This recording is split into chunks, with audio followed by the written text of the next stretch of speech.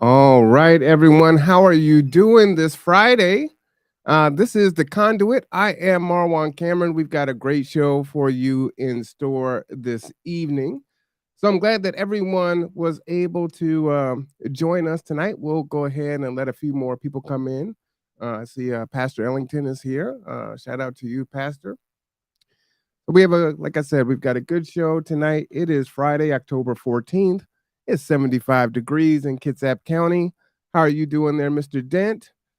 Thank you for that sound and audio check. Glad that we are looking and sounding great today. Today, as you can see, we have a candidate for the 23rd Legislative District, Janell Hulst, and I'll be reading her bio and introducing her and bringing her up shortly. We just want to give a couple seconds to allow people in. An important note, we are nonpartisan here, so we want both sides, both both perspectives to be present. So we have Janelle this evening, and then on October 22nd at 4 p.m., we'll have Tara Simmons on. And so put that on your calendar also. Last week we had, well, it was probably like 2 weeks ago, we had Commissioner Seaman, who is running for judge here in Bremerton. And then, of course, we've had some commissioners come on and have their conversations also. So, again, thank you for joining us. But let me go ahead and tell you a little bit about Janelle. Janelle is 42 years old. She's a business owner. She is a mother of four, educated in architectural drafting and design. She's an advocate for herself, her children, and the public. She lives right here in Kingston, Washington, and she was born in Tacoma, so she is homegrown. Janelle is a testament to strength developed through endurance and perseverance. She believes that though we are facing hard times, we will, in the end, be much stronger, more united, and better state in a better state because of it. If we choose to learn from our mistakes and adjust ourselves to our circumstances. Janelle is a proven advocate for herself, her children, family, and now for our state. Janelle hails from a family of entrepreneurs in the construction and architectural fields in Washington state. Her extended family currently runs an architectural firm. Her father operates a hardwood flooring company, and Janelle and her husband own a general contracting and architectural design company. Her husband's family also has deep roots in the community of North Kitsap County, specifically in Poulsbo and Key Port. Janelle is a business owner, a mother of four, as I stated before, a native Washingtonian, and an overcomer of many obstacles in her life. Janelle's life experiences and architectural education have taught her to search for and identify necessary structural supports and potential issues when assessing circumstances, and she carries this as a general perspective in her life. She is a creative thinker and knows that adversity doesn't necessitate or mean failure, but rather an opportunity to bring new solutions and potential for growth in areas that may otherwise be left unutilized or neglected. Now, I don't want to read the whole bio because I want you to hear from her herself. So I'm going to go ahead and bring her up in just a second. Put our little disclaimer on there just for everyone to have that. Now, if you want to check out the web page there for Janelle, you can do that here for those of you that may be driving home right now. That is www.hulstforthehouse.com. So please check that out. But with no further ado, I bring you Janelle Hulst.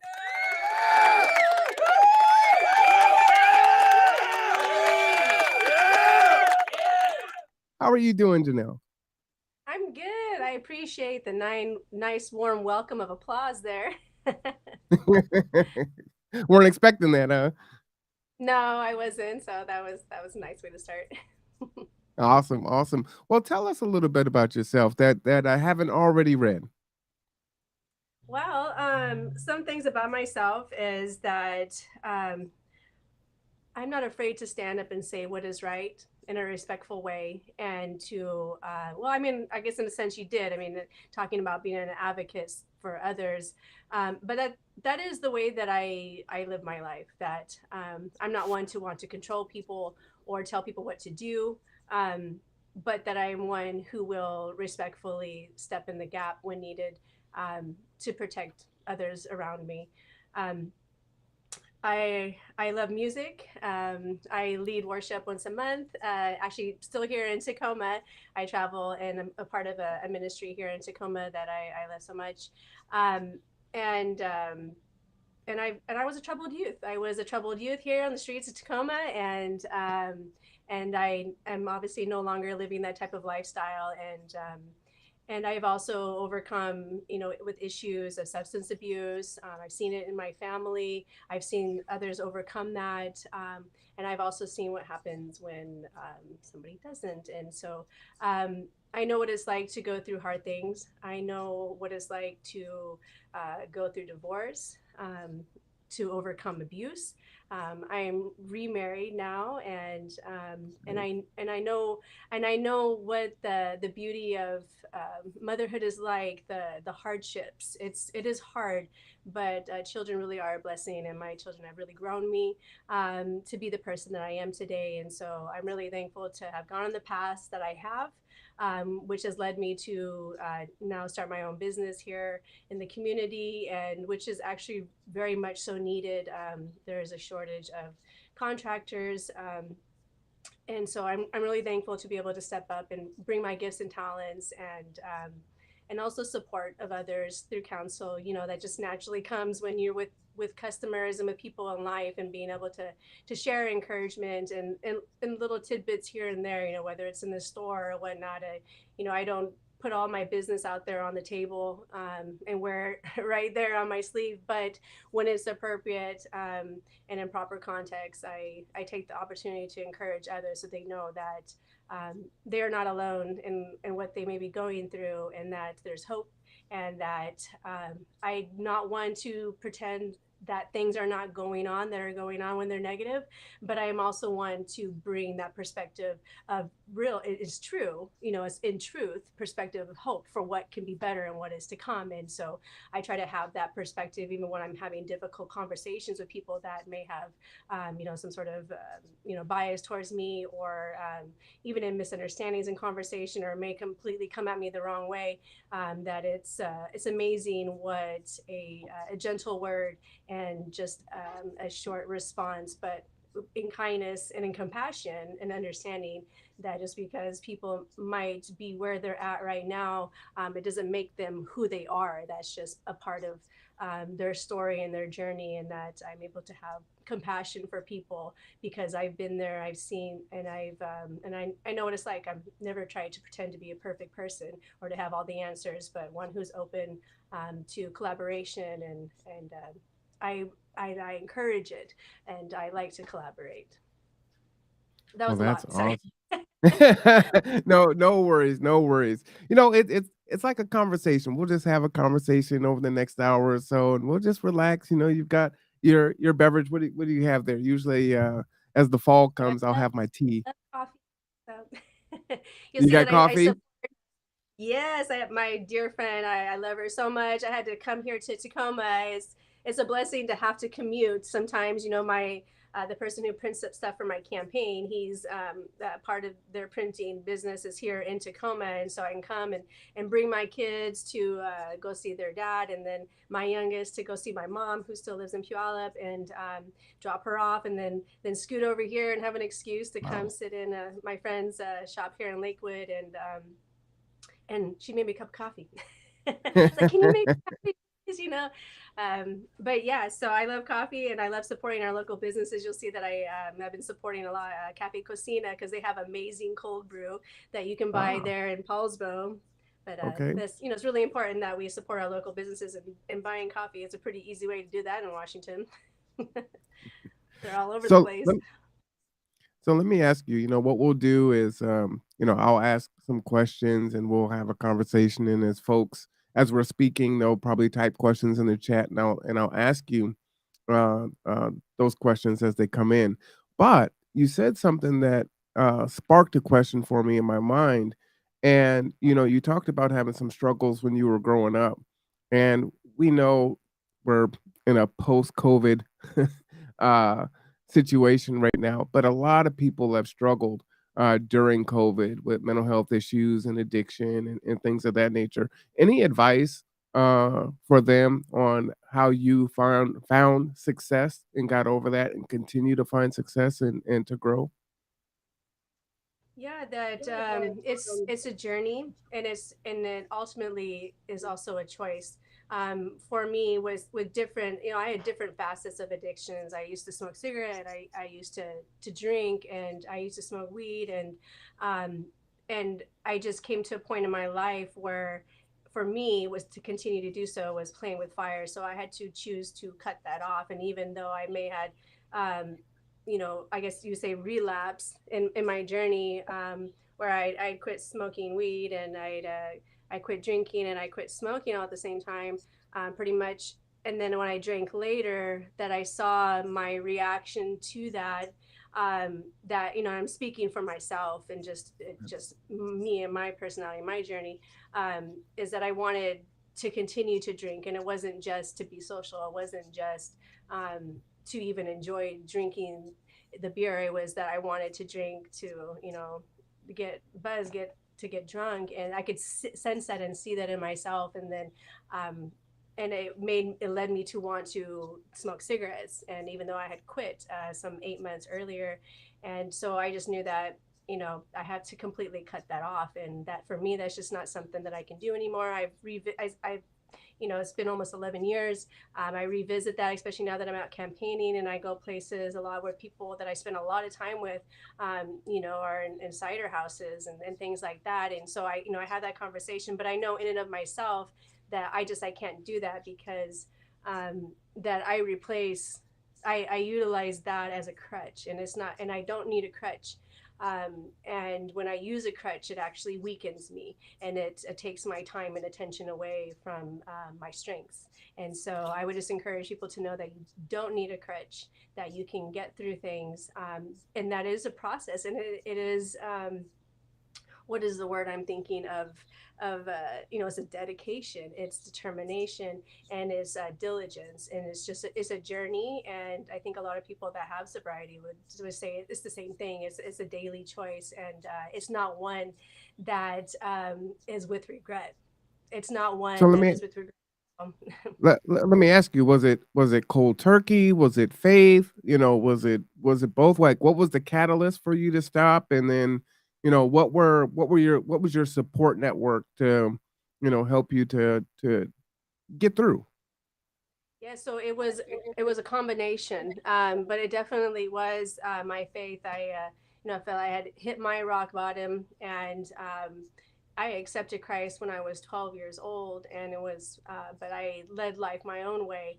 And even though at times when I saw him, he was still there, and it was just that I wasn't seeking after him and to follow him, and which is actually what gave me the answer to what I wanted when I decided to go to college, what to pursue. And as I actually prayed about it, even though I wasn't following God, I wasn't seeking him. But when I was 31, things had just gotten really bad, um, and I knew that I needed to just surrender and lay my life down to Christ. He actually worked miracles in that. I have, like I said, kind of like three different testimonies for my sobriety of different things. And with cigarettes, it was this one day I was on my way to a marriage class with my husband at the time, and I thought, I think today, and I didn't have time to smoke a cigarette and then freshen up so I wouldn't smell like nicotine and like smoke. And so I said, well, maybe today's the day I'm going to quit smoking. And so I just did, and God actually used that as a way to show me about my negative thinking. When it came to with quitting weed, I knew that I just had to cut that off, and so I just did. But then I still held onto the other crutch, which was cigarettes, and then and drinking kind of went hand in hand. And with drinking, that was a decision. It pretty much was. It was a cold turkey thing, and I still have to do it. And so, but I know that when you choose to step out and you do it, you may feel like you can't do it, but you just have to not rest on your own strength, and then trust the strength that's outside of you. And I'm not trying to tell people what to believe in or what to do, but for me, I knew where the truth was, and when I chose to accept that and believe it, um, that is the strength that propelled me forward, and it is a strength that still propels me every single day for me to be here on time for this podcast right now. Did you have positive people in your life as you were going through that journey? Parents, friends, family, counselors? Not really. Sad to say, support systems are beautiful. Support systems really are necessary. For me, that was a time where I felt that God was growing me and conditioning me to know that I didn't have to rely on anybody else, but and for me to learn to rely on Him. And so it was, I sought out support though in other ways. I sought out listening to teachings and encouragement, such as with Joyce Myers, and listening to a lot of like Battlefield of the Mind type of things. And so that was, I called Joyce Myers my what do you call it, the sponsor. You talk like an AA and things. Joyce Myers was my sponsor and my kick in the butt that I really needed to hear. And so I just had to learn to have a lot of self accountability. And but that changed over time. It was years later I ended up joining and participating in Celebrate Recover when I already had a couple of years of sobriety.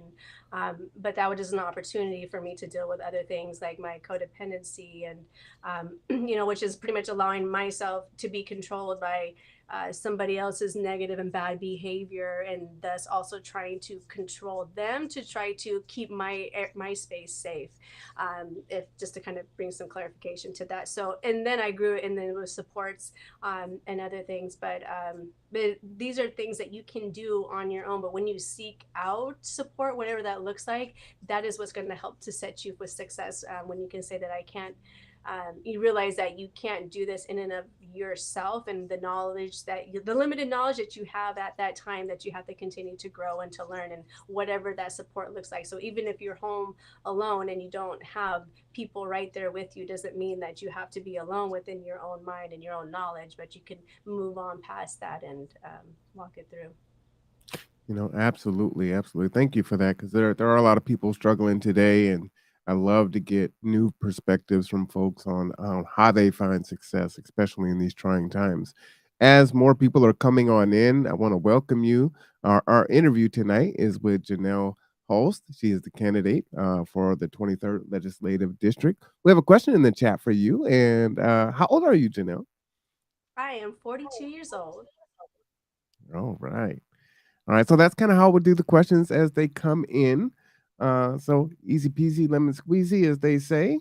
So we kind of went over our first two questions. Here's another question for you. So, why do you think you would make a good legislator for Washington State? I think I have a well-rounded perspective on things. Just my walk of life. I have seen different things. I've from some of my background, like I had stated that I don't come from. I come from some negative things in my background, so I understand when there's a lack of structure. I understand when there's a lack of support, a lack of guidance, and even when we choose to go on our own misguided ways. When, anyways, you understand what I'm saying. But and then I also do know what it's like for, I guess if you would call it like a more structured type of environment, what that looks like. As being a parent, as being a business owner. Over those last few years, my husband and I have started our own business. That it gives a different perspective as what it we face as business owners and small businesses here, and our communities, which are the backbone of everything that gives finances to our government and programs and those type of things. And that I have a mindset of wanting to think outside the box, and not to be constrained by any particular things, other than the Constitution, right? And that, so that I have the perspective of bringing creativity, community involvement, as well as the government making way for things to happen, more so than even just paying for them, because there's a limited amount of resources and finances. And that's what I do know through the experiences that I've been through. And I've done a lot of things, with helping even my friend set up her business here, and she may have.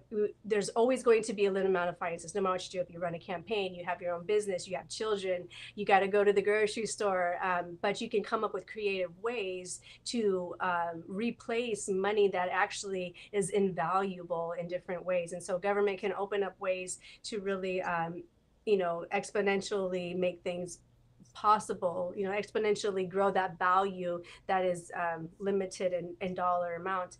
And I was born and raised here. I come from different perspectives, looking at things, and I welcome collaboration, and I am open to it and wanting to utilize that. And I'm able to sit and listen to different perspectives and pull from it, and also encourage people to have that respectful dialogue and to come up with the best solutions. And I'm not a perfectionist either. So I used to struggle with perfectionism. And so I know that it's important to find out, okay, well, these are the structural things that we do need to make it happen. And then different ways to keep it open ended so it can be ever evolving and flowing. And so, yeah, I have a couple of different perspectives and things. I have some knowledge in law and just how to maneuver through those and through the legislative process and how that works. Having a business background, having a family background, that because I have children of my own, and also generational view. So it's not just about right now, what's for right now, but for those that have come before us and that are on limited incomes, and for our future generations to come, that it's not just about today. Absolutely. Thank you for that. Now we've got a question in the chat here. This is from Jeff Campbell. He says, Tara Simmons has done an amazing job in Olympia passing important legislation. Why should we change reps now? Thank you for that question, Jeff. Yeah, so Tara has passed some good legislation when it comes to helping to expedite voting rights that were before limited by finances for debt and things of previous felons. But Tara Simmons has also rashly passed legislation that we're all facing the consequences of. So we need to be able to have legislators that are responsible, that will slow down and hear and listen to both different perspectives. So if you have two people, you got to listen, be able to see both sides of the story. I can't just only have my perspective, but I have to be able to listen to the other perspective of the other person. And so I have the ability to be able to put myself in other people's shoes. And unfortunately, with a lot of legislation that has been passed, the majority party, including Tara, they've had the way that they voted and the way that they have ignored suggested amendments and not heed the warnings of constituents or other elected officials, that have found ourselves where we are today because they weren't willing to listen. They weren't willing to collaborate and to slow down. Instead, they felt that they didn't have to. At least that's the way that it looks, because I'm going off based upon actions. And so that is not what's in the best interest of our state. And we need to be able to listen to both sides of the story. We need to be able to listen to the heedings and the warnings of others that are putting those out there, because when we don't, we end up where we are today. And so Tara has a heart and perspective for a certain advocacy, and I think that she should continue on in that. But I don't feel that that's a place that that a legislature should be focusing all their attention on, especially when they're not able to heed the warnings that are coming from those that have elected her and from those that are also elected by other people around the state. All right. Thank you for that. Yes, keep your questions coming in. I'll ask them as they kind of fit the topic. So we'll hold off on some of them as they come in. So did you want to keep going with the first question that I asked there? What do you think would make a good legislator for Washington State? Did you finish your answer there, or was there more things you wanted to touch on? Oh, I could keep on going. I could go all day. Probably. I mean, there's so many things. I have a big perspective. You know, I think of what's great for helping to grow community and collaboration within community to think proactively for what we could do. Like we have a real lacking of music industry that I see. Of course, you know, I love music and I'm just kind of seeing these things. We have a couple universal languages and one is music and one is math. And those two things actually go hand in hand. So that only we set up a place where people can come together in community. Because when we're in community together, that's when we talk. That's when we can collaborate. We can come up with thoughts of solutions for things, whatever that may look like.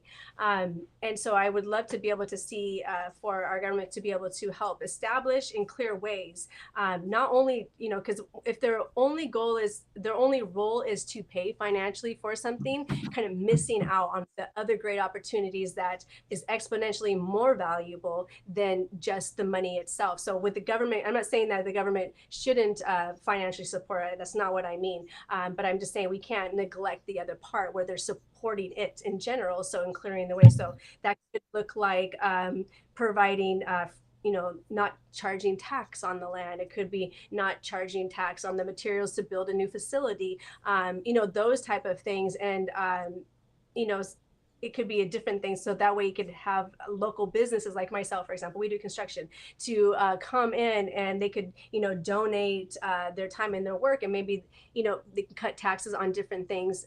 That's just one kind of small niche of support that I'm thinking.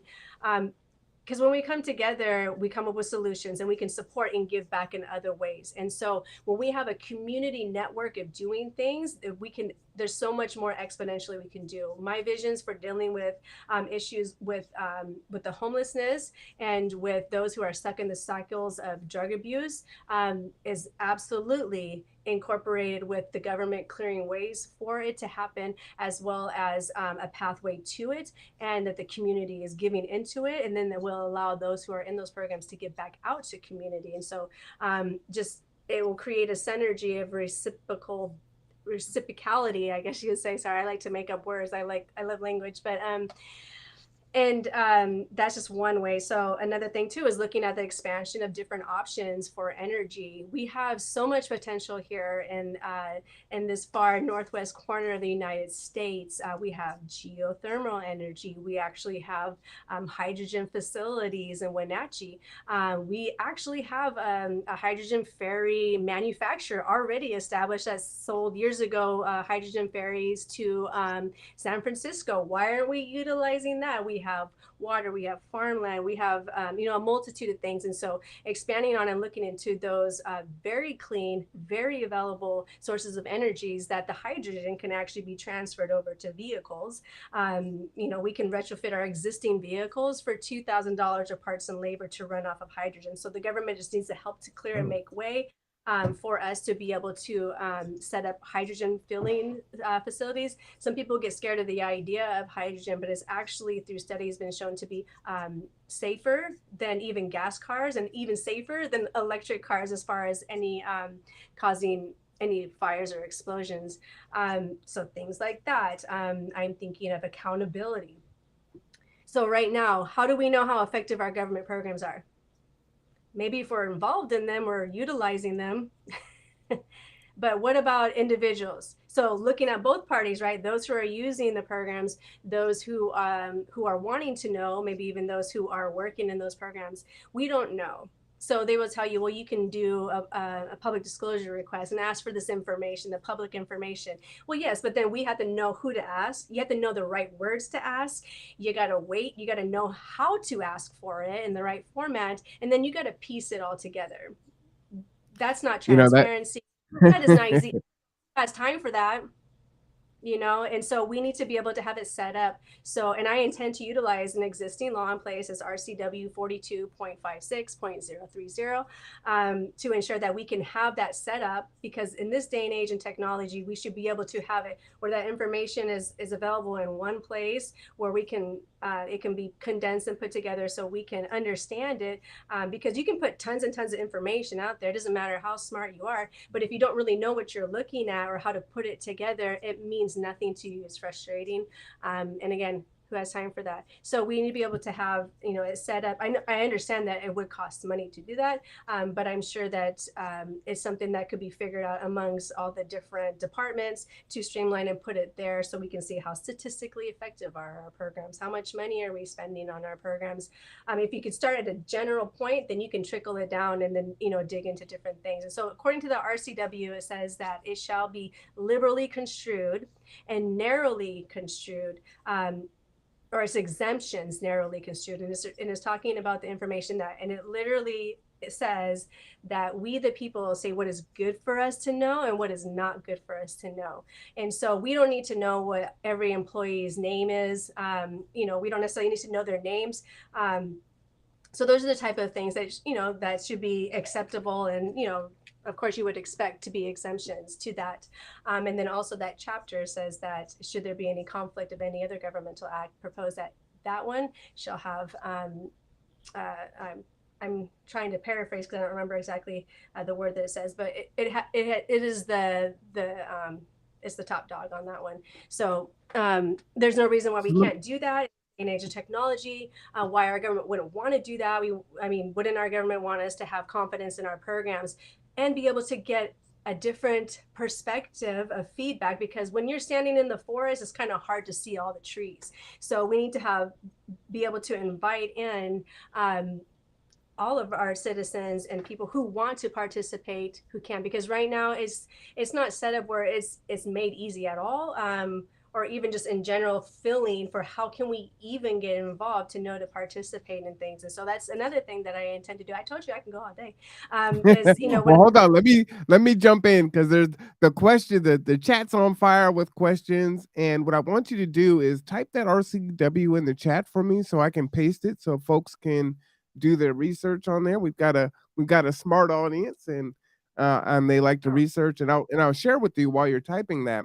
You are a fast typer. Okay, so one of the things that's interesting is we cover city council here on the Conduit, and it's budget time, and we're trying to decipher the budget, and trying to figure out what are they spending money on, how did they come to the decision on what they prioritize on spending the money, who has input on those things. So you're definitely preaching to the choir there in regards to trying to figure those things out.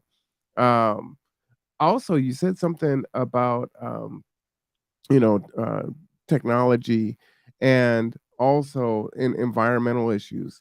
And we've got Cascadia rising. We're due for the big earthquake here. We're out here on a peninsula, and so that's a big concern for me. Any thoughts on that? Or do you believe that we're prepared here in Kitsap County for the big one? And what do we need to do to be prepared for such an event?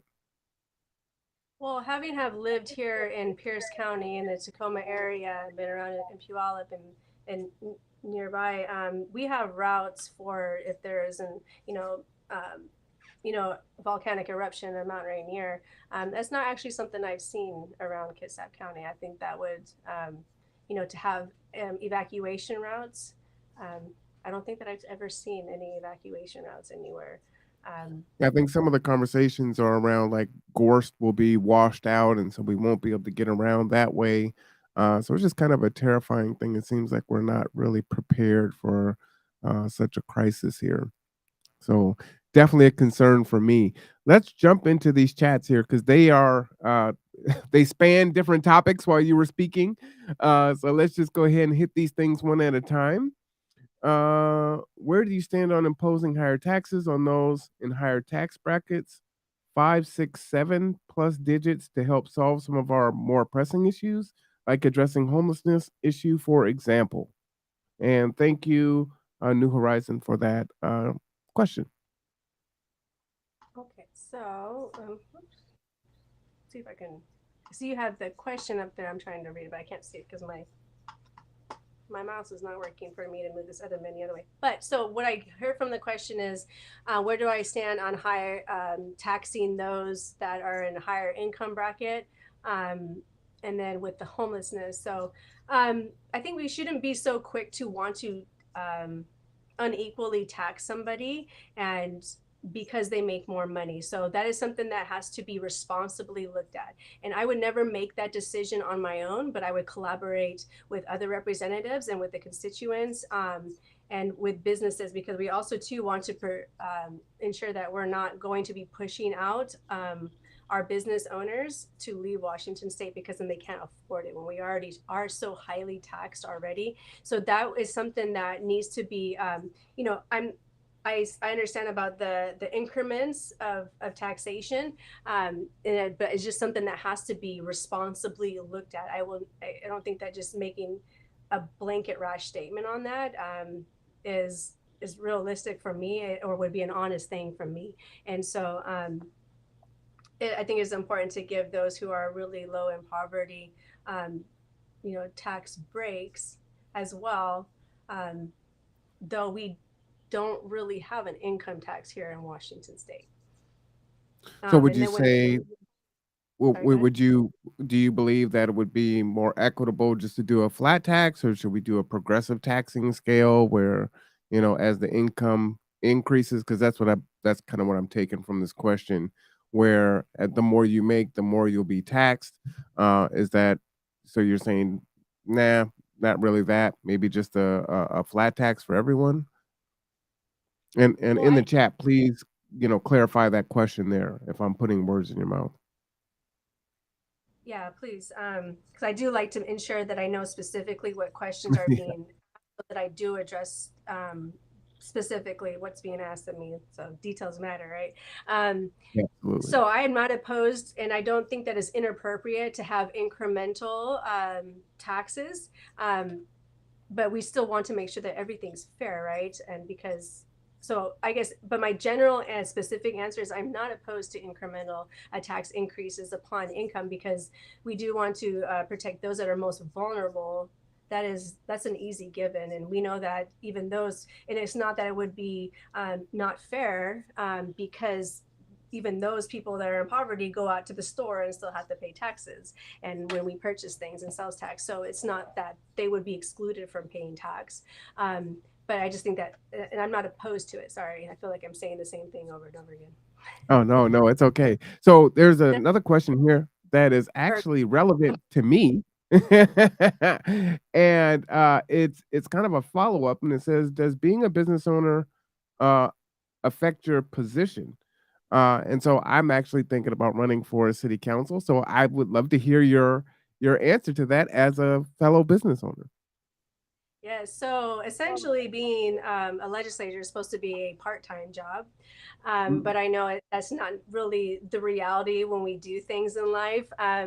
So, and I know that for me to be able to collaboratively work well with the community and with others, that this never was my intention to approach it that way either. So, but having a business is not a conflict of interest.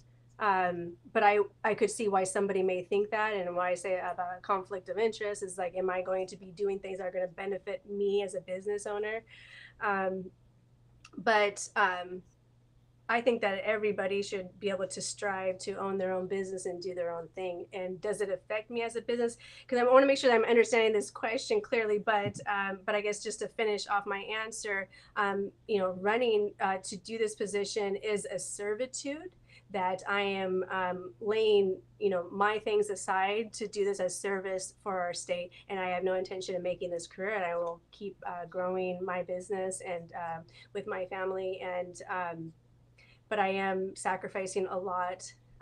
I will be up until like 1, 2 o'clock in the morning answering questions of my customers, because because I have to give so much priority and effort to the campaign, and so it definitely has taken a huge toll, in sacrificing my family and my business. I not taking up jobs that I normally, could.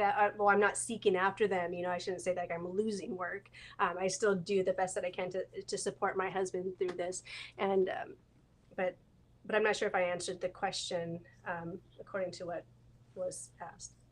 Yeah, and while the questions are being answered, chat, if you need to clarify, just go ahead and type it and I'll catch it. I will ask questions out of order. So Stephanie, I'll get back to yours, but this one is related. So pre follow up, what is your tax bracket? Oh, well, I guess I make so I make every week. I pay myself about $1,400 before taxes. So if you want to do the math, it's not very much. My husband and I together make about the same, and and then our company doesn't really have much of a profit. And if you can look that up online too. I can't tell you off the top of my head how to do that, but that's not my forte. But so we definitely are not rich by any means. So prior to starting our business, I've been a stay-at-home mom for over a decade, and prior to having my second child, I worked as a drafter for a cabinetry and millwork company. And before going on maternity leave, and then I never really went back to work. I taken a couple little tiny jobs, like I worked for Amazon briefly, years like a decade ago, and my husband was a union carpenter. But when his job site shut down, we both felt like when we got married in 2019, this is something that we wanted to do, that we were being led to do. And so when his job site got shut down because of COVID, then we started to walk this out. And so we've been able to survive through all this, and now we're just growing, and it's a lot of work. Doing this, but it's worth it. There's great benefit, and what's the word I'm thinking of? Um, when you work for yourself, you can be able to dictate more to your schedule, and you can, but then it also takes up your entire life at the same time. So by any means. Yeah, that makes me smile. Folks think, hey, I'm gonna be my own boss. I'm gonna run my own business. And it's like, well, that means that if you stop, the business stops. So, it's what you put into it. So it's actually a little bit harder than it seems. Let's switch directions here and get back to Stephanie's question. Thanks for your patience there. Why does everyone think that homelessness and drug abuse go together? Well, I What used are your to thoughts live on that? here when I was here in Tacoma. I lived 8 years above the mission, and so and again, I've seen, I've had drug addictions in my family, and what I do know is that a lot of people, just because somebody's on the streets and they're homeless, doesn't mean that they are drug addicted. Because I've gone out and I've talked to those people over the years living there. I had people that would park alongside of my house. If you're familiar with Tacoma, I literally lived right across the street from the Holy Rosary, and so there's a lot of traffic and people living in their cars and things. And so I would go out and talk to the people when I felt like I was supposed to, and just seeing it and witnessing it and watching it and seeing the drug activity. But we do know that when somebody is in that destructive cycle of drug addiction, I've also seen drug addicts that maintain too. So again, there's always exceptions to the rule, but or exceptions to everything.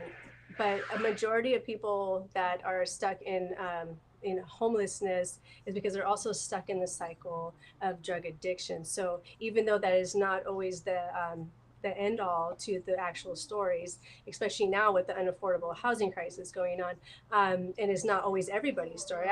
I was even homeless myself for a small period of time in my life.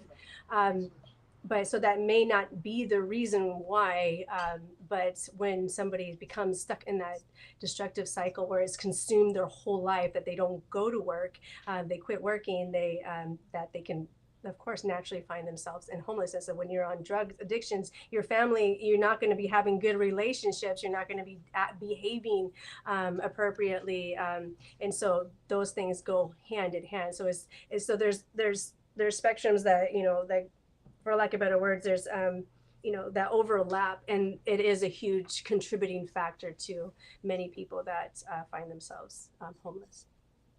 All right, thank you for that. Our next question is from Janelle. What are your thoughts on mass incarceration? What are your thoughts on restorative model for those who are incarcerated? Can you explain why 1 out of 3 black/native men are incarcerated compared to their white counterpart? What is your plan to build relations with the local tribes? And thank you. Yes. So mass incarceration, I'm not sure what that means exactly. or the incarceration, was it reform? I know I'm not saying exactly how it was asked. I'm not sure if you could repeat that for me, but Yeah, absolutely. What are your thoughts on mass incarceration? What are your thoughts on on a restorative model for those that are incarcerated? And can you explain why 1 out of 3 Black or Native men are incarcerated compared to their white counterparts? And what is your plan to build um, relations with the local tribes? okay, so the third question, where can I explain as to why those are of a certain race with tribal or black are more highly incarcerated? That, for me to say that, that would just be speculative, and so I don't have the answer for you on that.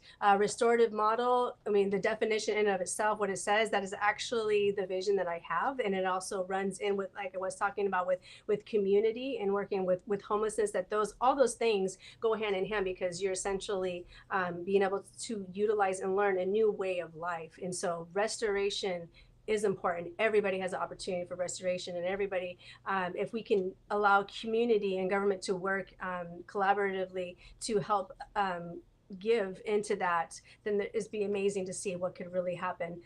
Some from my background, you know, that love to be able to give in and give back to help those who are there, because, and I think that, it's not unique to me. I hear the stories a lot when somebody who's come out of a bad situation, and they've brought restoration to their life, it naturally is wanting to give back, wanting to help others out. And so we would have a large part of the population to help contributing and giving to that. So my vision, of course, is a little bit obscure. Is not clear, it's not all clarified, but that's where collaboration and planning and work can come in together to make something viable and realized. And when it comes to mass incarceration, I'm not really sure what. I mean, mass, I know it means like a lot all at once, and to be put into prison.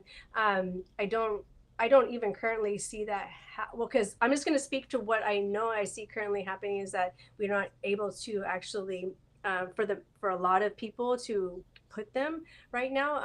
It's supposed to. I know a lot of it has to do with smaller crimes into jail, just because of the restrictions, because of COVID, because of legislation, and because of the police reform bills that, and the implications on the judicial system.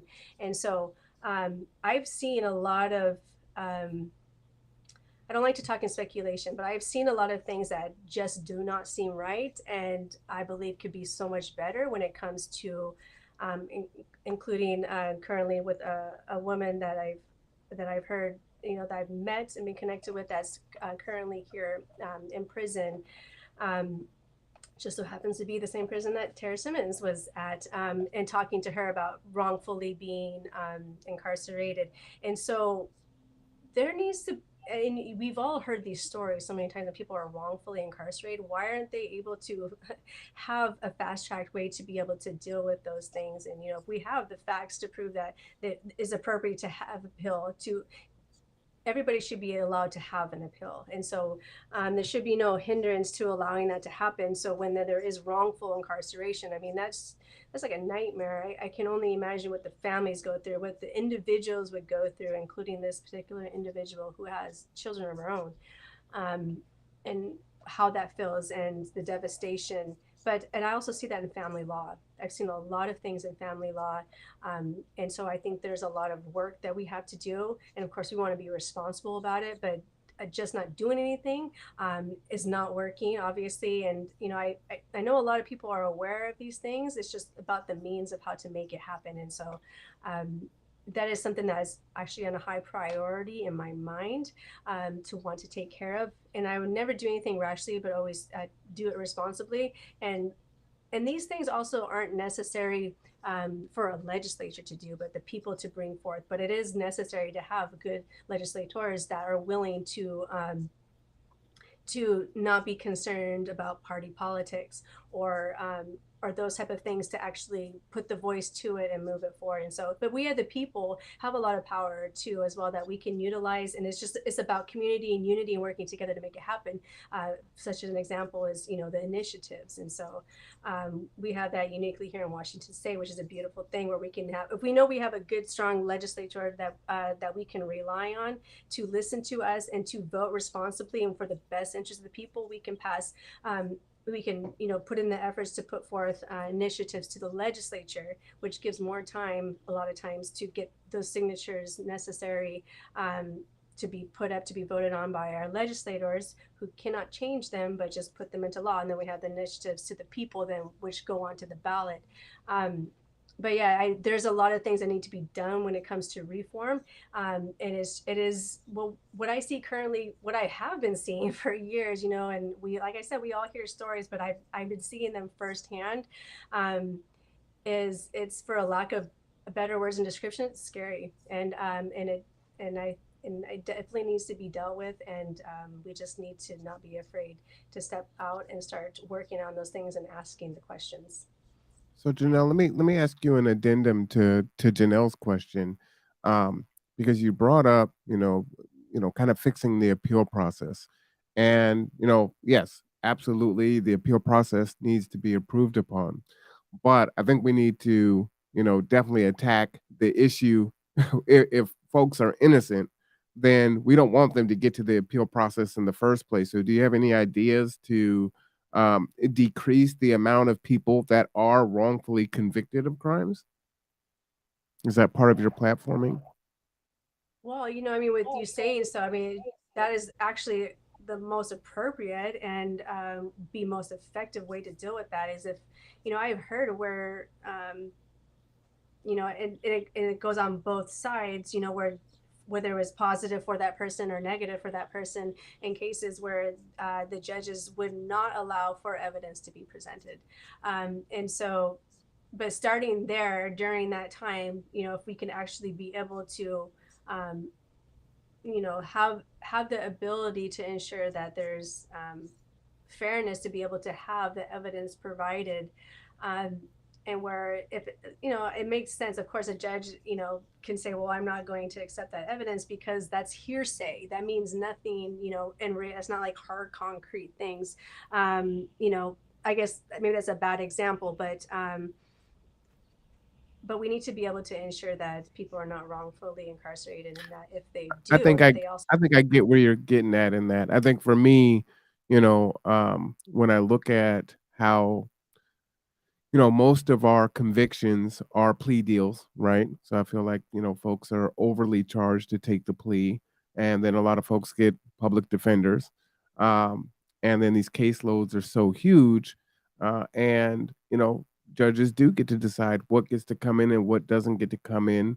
Uh, and hearsay aside, I think in the interest of true justice, it's like let all the facts come in, let all the information come in, and then make an informed decision. But there just seems to be, the courts in this country play a lot of games with, the attorneys kind of battling back and forth and saying, oh, well, you didn't submit this into evidence, so this can't come in. But that's what was gonna, either convict or acquit that person. So I'd like to see some work done there. Do you agree with that, or do you have a kind of a counter thought to that? Yeah, absolutely. I'm tracking right with you, and I'm 100% in agreement with you. And because this is somebody's life, we need to be innocent until proven guilty. And it's not the first time I'm hearing this about plea deals.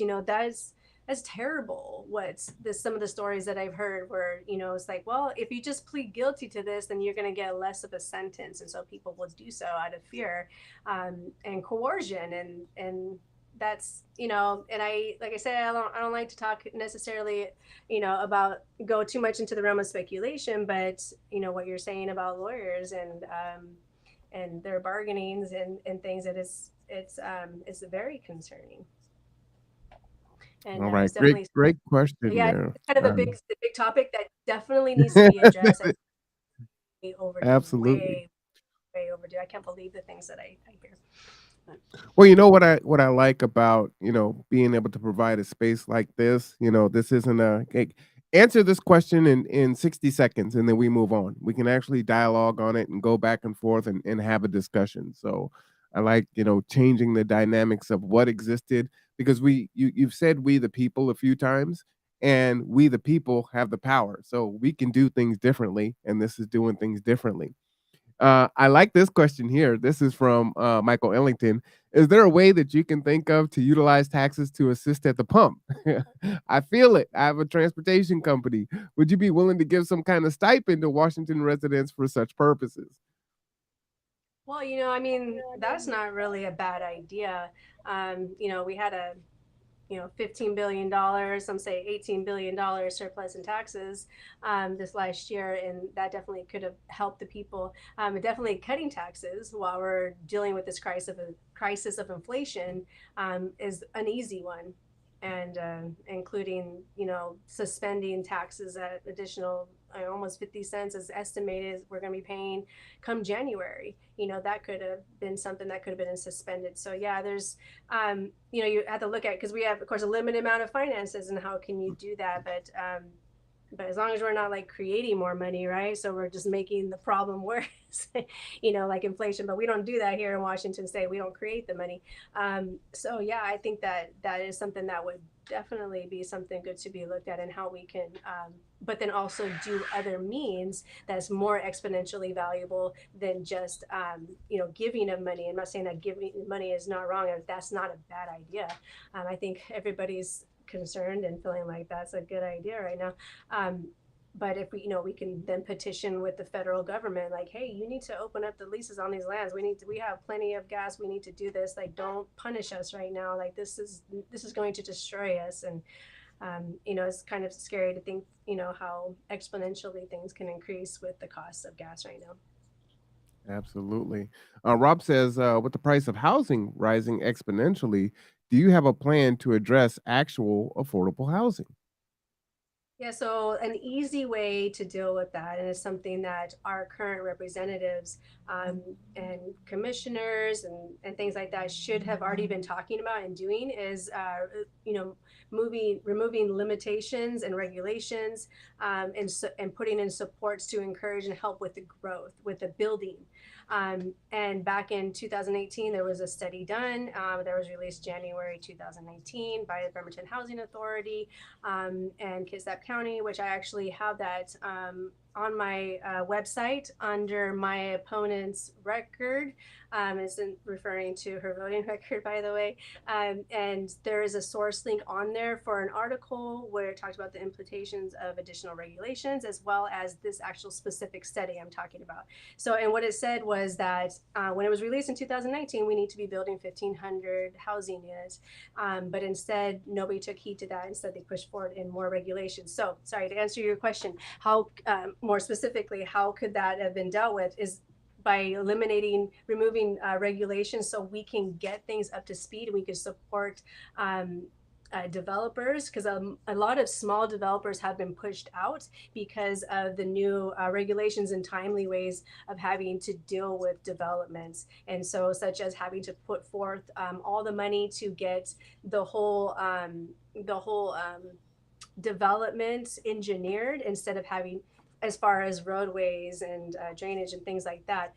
Usually you can do that later on, after you've already got your permits passed and you're working on and doing the building. So, because you can imagine this takes years, right? Talking about a couple of years that you're having to pay interest on, having to take all the millions of dollars of loans at. No small builders can afford to do that. And so, these are some of the things that I've learned in talking with Kitsap County property owners, as well as the Kitsap Builders Association. And, I'm starting to see some of these things. It's like, oh, that makes sense. Details matters, especially when you're talking about financing projects like that. And so, how is that relevant to the cost of housing? Well, it's supply and demand, and so that's why they say we need to have 1,500 housing units being built every year. We're doing half that. We were doing half that, and it's even been a little less. But and only the big guys can survive through something like this, and we can't. And then the permit processing is so slow. I mean, I've seen ridiculous, silly things going on at the permit department just for the silly little small permits that I've put through through my business. It's I don't understand why. I mean, we can blame it on COVID and all these things, but what we need to do is we need to streamline the process, speed it up. There's no reason why it took me having to call and bug the permitting department twice to finally get my permit released for a cover outside of a church with that has one, you know, rebar cage footing. It was ridiculous. But and so we have to speed up the process, and we can do that by just, especially when it's a crisis. Right now we have an unaffordable housing crisis. It's going to get worse, and it's just gotten worse. And so because they ignored that, they didn't streamline the process, they didn't encourage it, they didn't remove regulations that are really not necessary, and it weren't helping to promote and encourage the growth, but we're actually suppressing it. That's where we find ourselves now. So where's the solution in that? Well, that's the number one place to begin. And but when it comes, we got to think innovatively. Well, how are we going to now navigate and remedy the situation that we're in? I don't believe there's going to be an easy answer. Of course, I'm just putting that out there. But I know that there will be an answer, and we can figure it out innovatively. So I have different thoughts. We got to think about property values, because that's what dictates to it. So real estate dictates to that. And again, it's supply and demand. So how can we think about that? And then goes with property taxes and things like that. But so I don't have a So hundred there, percent answer. That's definitely where we have to start to make any change. It has to start there. so there's a follow up to that question, and they're saying building is not the problem. Prices are. There are 8 apartment communities being built at this moment, and they are listing 600 to 800 square foot apartments for $2,000 and above. That's not affordable. No, it's not. And so rentals is also dictated by supply and demand, and property values, right? Because the more that somebody can charge for rent is based upon the value of the property. And so those things go hand in hand. And so, like I say, it's not an easy solution, but we have to think responsibly. How can we manage that? And so, because we also want to ensure that we're not punishing somebody or putting in a hardship on somebody, but we have to come up with a solution. We have to come up with figure out how it is. So when and why I'm going directly to building, because the less that we have, because we have not been building enough for years. That is why we're at where we're at. And it's not that they didn't know that we were going to be having this population growth. We know this, right? We have the numbers and the statistics there. And so it's actually just from the neglect. But we're here now. So how do we deal with this going forward? Is we have to build more. So then, because it's the supply and demand. I mean, with the cost of gas, it's the supply and demand. And so it's just something we have to take a look at. How can we deal with that? Because it's also a free market. And but so how can we deal with that? And then definitely it's going to take some Well, collaborative, innovative, well, and let me ask expert on that. let me ask you this, Janelle. So we don't have rent controls in this state, right?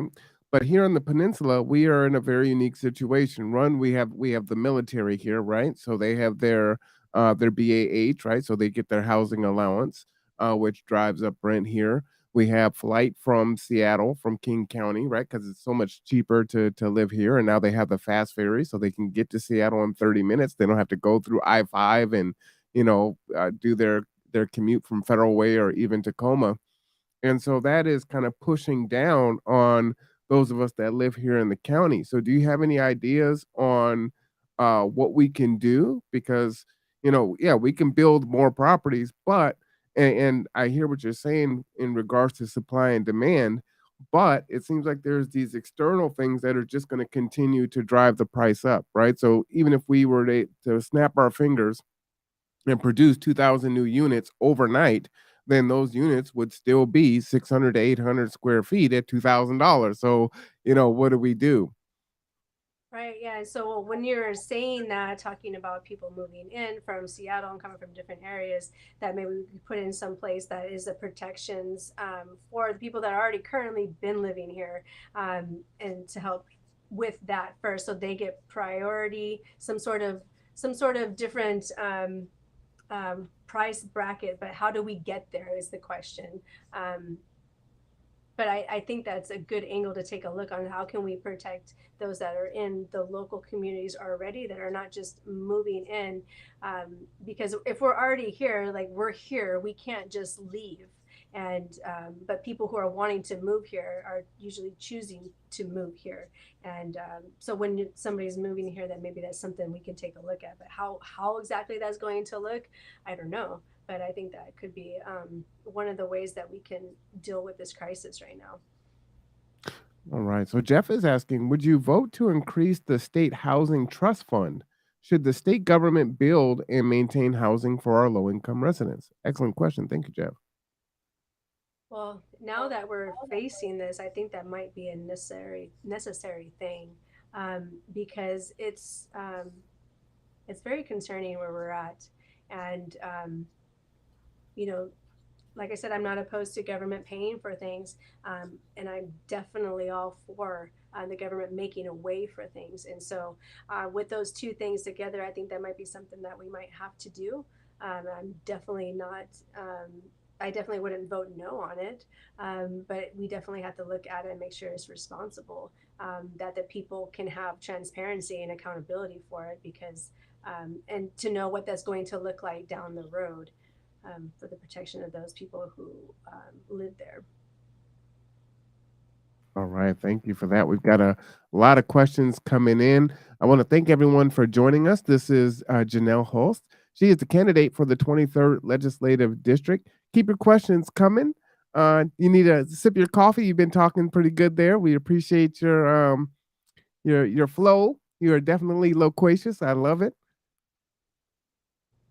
Thank you. I think that's the first time I've ever heard that word. Can you tell me the definition of that one? Like I said, I like language, so. Loquacious is talkative. Oh, okay. Yes, Maybe it's that's because my good. Well, I love it. I love it. All right, so let's jump back in here. Let me find a spot. Oh, okay. So we'll switch directions. We have a question from New Horizon Ministries. What is your position on police reform? Yeah, so it's not great what we have currently, and so we definitely need to bring it back to the table. Put all the look at all the different moving parts, what's definitely not working, and what's still lacking. So I think, the whole the whole purpose with the initiative and the reform was for accountability, and I still see it lacking. And so we need to be able to ensure.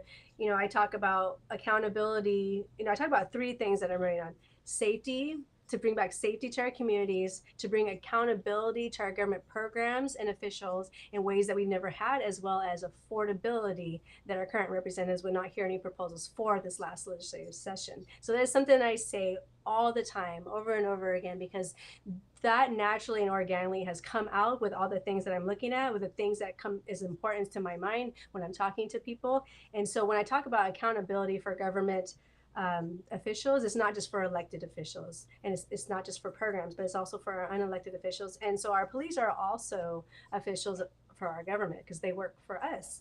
And so we need to ensure that we have a responsible route for people to go and bring forth, claims of allegations of, maybe what's the word I'm trying to think of, that will lead to, improper incarceration of somebody. They didn't commit the crime.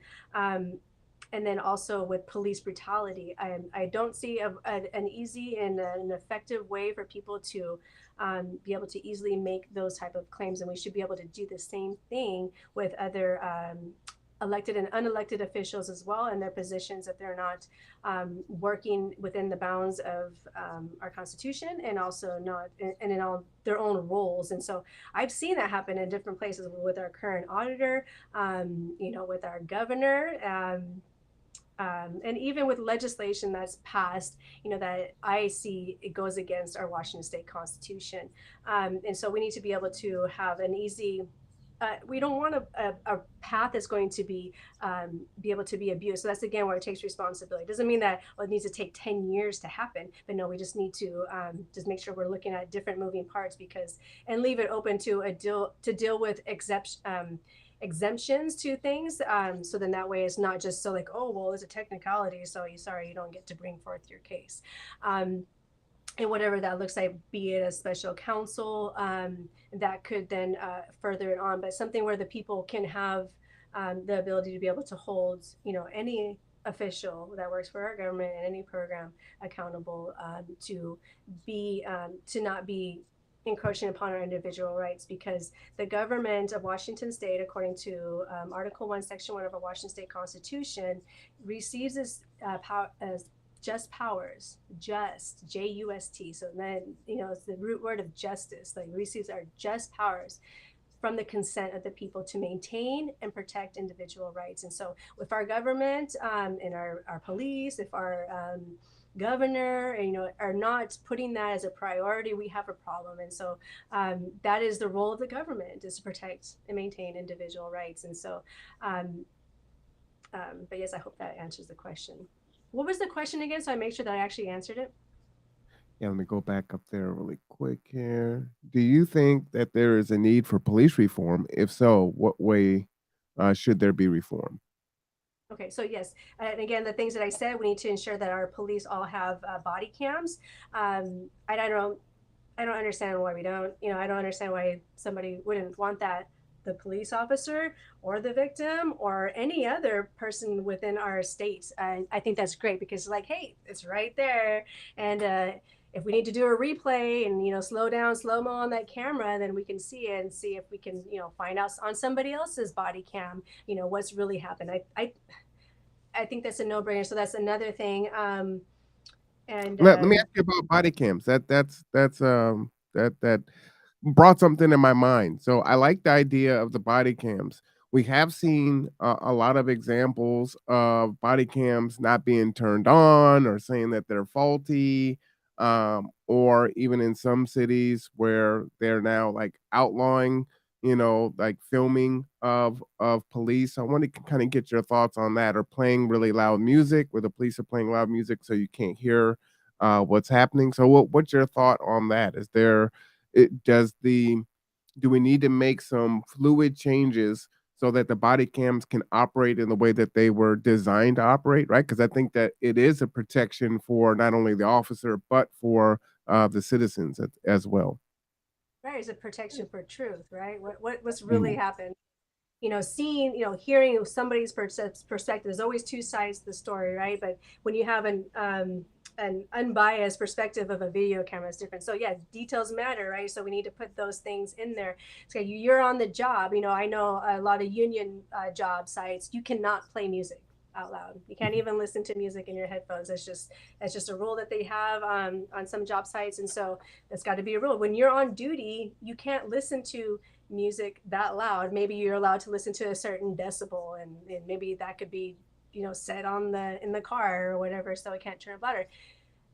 We should ensure, if we have all these body cams, you got to be able to charge them. You got to have an order, a system of ensuring that it stays, that they have good batteries. And so you have to establish a system to ensure that. So then that way, if something like that happens, if it truly is faulty, well, let's just test it out before you go. We know that batteries go bad, but then that way you can actually be able to test that and say, oh, look, yeah, this battery really is bad. And it can think about ways to safeguard, to ensure that something doesn't accidentally get turned off. And so then that way, because when you set expectations, then both parties know what to expect. So when I write contracts and I'm talking with my customers, I even put in a little spot, in our contracts, for additional notes of things. And so then that way, because I like to clarify things, like, this is the time, how much to pay and what order, and when we get these things done before the next phase of paying, or this is how much you pay. And if you decide to back out of the contract, well,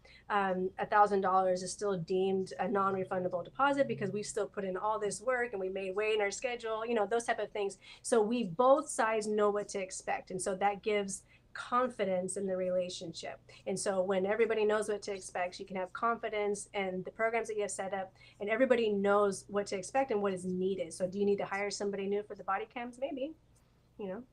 So do you think that there should be substantial consequence for an officer that, you know, fails to turn their body cam on in a timely manner because it puts them at risk, their fellow officers at risk, and the citizens at risk?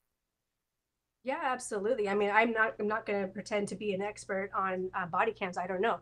Do they just run and then they're constantly filming? But it sounds like they're generally the typical ways you turn them on and off. But yeah, there should be consequences for that. And but then that has to be addressed. What does that look like?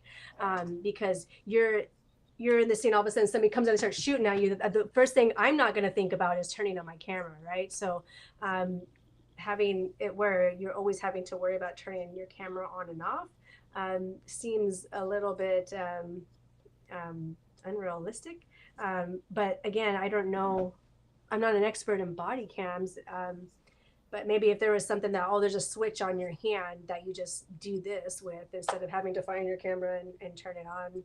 I don't know what that looks like, but something where it's like, okay, oh, there's something happening. It's something, because if you practice doing something over and over again, then that would just be your automatic reaction, like, oh, something's going on, crack, turn on my, push the button and I have my camera going. And so, yeah, absolutely. I mean, if that's a requirement, that's supposed to be your documentation, then of course there should be consequences for that. That's interesting because it while you're talking it, I'm thinking, I'm like, well, what if there was something connected to the holster? So as soon as you go to, unlock your holster to to draw your weapon, that would trigger the camera, right? That would be pretty cool. All right, this is a follow-up to that question. This is from Pastor Ellington. What do you think of qualified immunity? Many in my congregation think it needs to be abolished. What are your thoughts on abolishing it? So qualified immunity, is that what is currently occurring with the police? I'm not Yeah, really sure so what. I'll give you a rough definition of qualified immunity. Basically, um, police are protected from situations that happen, right? So there's a shooting that takes place, and it looks like the shooting wasn't a clean shoot to the community, and maybe it even comes out that this was really kind of in the gray. But the police department the officer has qualified immunity, right? So they're protected, and they're able to stay in place. Let me try to pull up an actual definition, but that is the rough um, Okay. synopsis of qualified immunity. So Let's get it. again, there should always be exemptions to things, and I think that a right way. So what's the right way to deal with that? Um, when you put yourself in thinking you're putting yourself in somebody else's shoes in that type of a situation. I know that all government officials have bonds and insurances should things happen. But here we're talking about using, a weapon to shoot, and that's, their job is hugely involved with that. But if there is something that occurs that, appears that there's something wrong, maybe it should be that they, it is determined as so that they should lose their job rather than being personally, convicted of something. Because I'm sure if they're found to have intentionally done something that nobody, because even with government officials, if they intentionally do something that is criminal, that's not covered under their bond and insurance. Um, that's a different story. So, but then again, that takes, to let people be treated as innocent until proven guilty. So there should be a process to that. Um, so I hear, I think I'm hearing the purpose for wanting to abolish the qualified immunity. I think that definitely would be a good thing to reassess that and what that looks like, um, because I know that blanket statements are not always the best thing. And by blanket statement, I'm referring to the qualified immunity. Um, so I think that there should be look at different circumstances what that looks like. If somebody, again, this is where the accountability comes into play, where it's like, hey, this you know happened once, happened twice, or something. I mean, because if it happened once, but it, you know that maybe that would be good enough that they would, lose their position. But what does that look like? So it's responsible. But if we have video cams, that's an easy way to deal with that too. um, but yeah, so I think that is an issue that probably should be, sounds like it needs, is an issue that maybe is so blanketed that it's that people probably are feeling that they're that the details are not being dealt with in the situations that have led to that, to the to the actions being put into question. And so it sounds like there probably needs to be a lot of reform in that. Because I'm not an expert in those cases, or any particular case, just to say, or even the details of that immunity. But it's not like it's nothing I've ever heard before. But I've never dug into details of a case, regarding that. I just I haven't.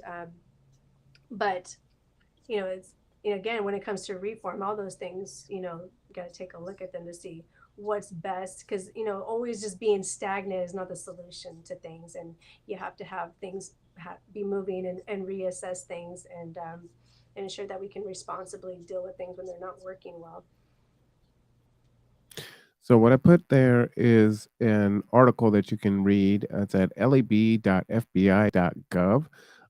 It's kind of long, so I'm not going to read that, but it's there for everyone in the chat to get a kind of a better, fuller definition of what qualified immunity is. Forgive me, I'm just going to Ricky here, but I'm going to pull it up. In the United States, qualified immunity is a legal principle that grants government officials performing discretionary optional functions immunity from civil suits, unless the plaintiff shows a violated clearly established statutory or constitutional rights of which a reasonable person would have known. It is a form of sovereign immunity, less strict than absolute immunity, that is intended to protect officials who make reasonable but mistaken judgments about open legal questions, extending to all officials but the plainly incompetent or those who knowingly violate the law. Qualified immunity applies only to government officials in civil litigation and does not protect the government itself from suits arising from officials' actions. The Supreme Court first introduced qualified immunity doctrine in Pearson versus Ray in 1967.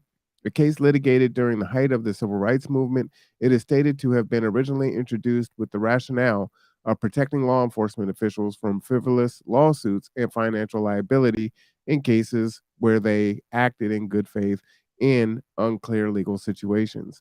I guess my thought on this is we see so many instances right now of um, situations where if qualified immunity wasn't there, then the appropriate actions could actually be taken against bad apples, the terminology is kind of used on both sides of the aisle there. Many professions here in this country don't have qualified immunity, and I think as a whole, United States citizens can look at evidence and say, "Hey, you know what? That was necessary, right?" And they can look at the evidence and say, "You know what? That was way over the top." So I believe that if qualified immunity was abolished and officers could be held accountable, that would weed out the bad officers, and we would support the good officers that did good policing and good protecting and serving. So that's kind of my thought on that. But I wanted to put that up there just for folks, so you didn't have my sloppy summation of what qualified immunity was. So And you might thank you all for respond that. to Yeah, that. please. So after reading that, that sounds exactly what I'm trying to do in general with our government officials, is to open that up so that civilly we can actually deal with that. And so I don't think that I'm understanding the purpose of wanting to protect and not have to deal with frivolous stuff, but obviously when there's bigger things, and usually when people are bringing forth things, it's not frivolous, but that would all be determined when those things are. But when we're not allowing the process to happen, that there is a problem. Just like when people are breaking the laws and we're not, and our prosecutors aren't dealing with them, that there's a problem. And I could even speak to that when it comes to restraining orders, and people are repeatedly not abiding by the restraining order, and they're not held accountable for it. I mean, there's a problem. So I believe that people should be able to have a path for it. That, yeah, definitely the qualified immunity should be definitely reassessed, and because people need to be able to help hold people accountable. Yep. Of course, we don't want people to be abused. We want people to have, but I think that's something that can be figured out. It doesn't need to be prohibited. Yeah, I think that would be a great start in restoring, some of the trust and faith in law enforcement where it has eroded. Another question there is data shows that most people are apt to believe the narration of events from an officer over the quote unquote accused. Would you support a lifetime ban from holding future positions in law enforcement in Washington state for those caught lying on defendants on police reports in courtrooms and so on? Thank you for that question. Yeah, absolutely. I mean, honesty is the utmost of importance. I've seen that, in court cases too. I've seen it through my own experiences, and I've seen it, all over the place. And many of us have, seen where people lie, and I personally watched where people openly lie, and then they don't get away with they get away with it, and so that is not okay. When you have to, for penalty of perjury, and you sign on that line, and then you're not even held accountable to when you do commit perjury, um, especially when it comes to government officials. If you're not trustworthy, you should not be there. So if somebody lies and they're caught lying, absolutely not allowed ever. Because if we're not putting honesty at the forefront of it all, we then we're missing the whole point. Like I tell my children, that don't lie to me, just tell me the truth.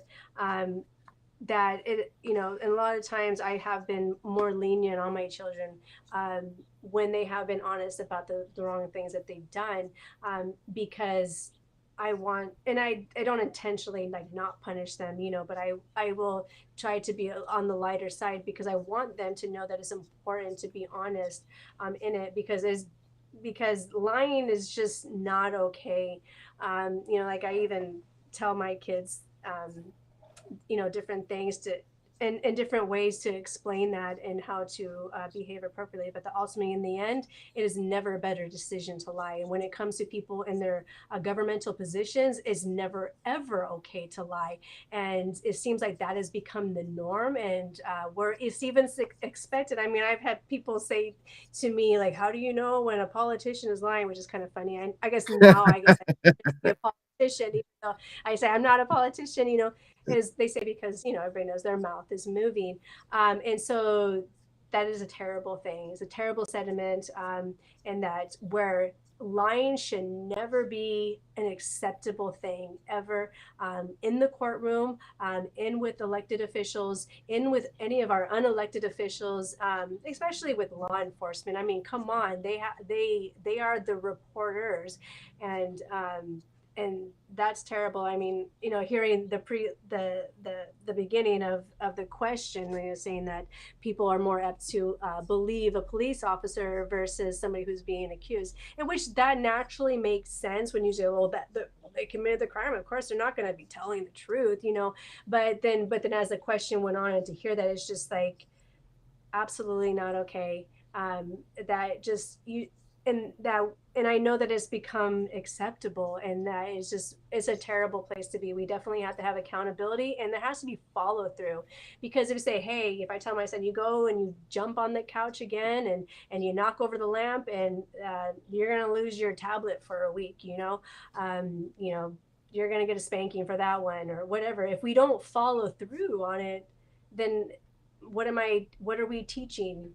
If we don't follow through on consequences, what are we teaching officers who lie? That it's okay to lie, you're going to get away with it, and that's kind of, it's acceptable. It's not acceptable. Sorry, I feel like that was a really long answer. No, no, it's okay. So let me ask you, Janelle, because what you're saying is important, right? We are putting officers in charge of our safety, right? They've got guns, and they're there to protect us. And there have been lots of folks, scores of people that have gone in just to fight a traffic infraction, where the officer has said something counter to what they wrote in their statement at the time, right? So, I believe that needs to be a zero tolerance offense, right? If you can't lie in that position, it is such high stakes, right? I mean, that's malpractice for a doctor and others that hold their lives, our lives in their hands, right? So what should be the consequence for an officer to lie, right? I mean, the truth is the truth. Let the truth be what it is. And unfortunately, if that truth allows that person to get off, but it's like, man, I know they're guilty, then I mean, it is what it is. Just give me your thoughts on that. What should the consequence be? How do you deter that? Well, one thing I would always encourage, my son to do, who has a tendency to say things as if they're facts, and say, well, you just said that your stepsister was likely the one that did it, or you just said that it was your brother who did it.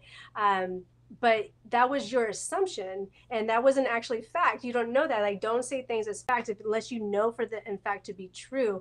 The same thing should be, well, if it's like faulty memory, well, then you should be more apt and immediate to say, I don't remember, I think it was like this, but I need to think about it again. Let me look at my paperwork. We need to have that reverential fear to have humility, to make sure that we are absolutely accurate, and if we're not, then you have to say, I don't know. It's better to let a ticket infraction or whatever, especially let somebody not wrongfully be incarcerated, because that you're not accurate.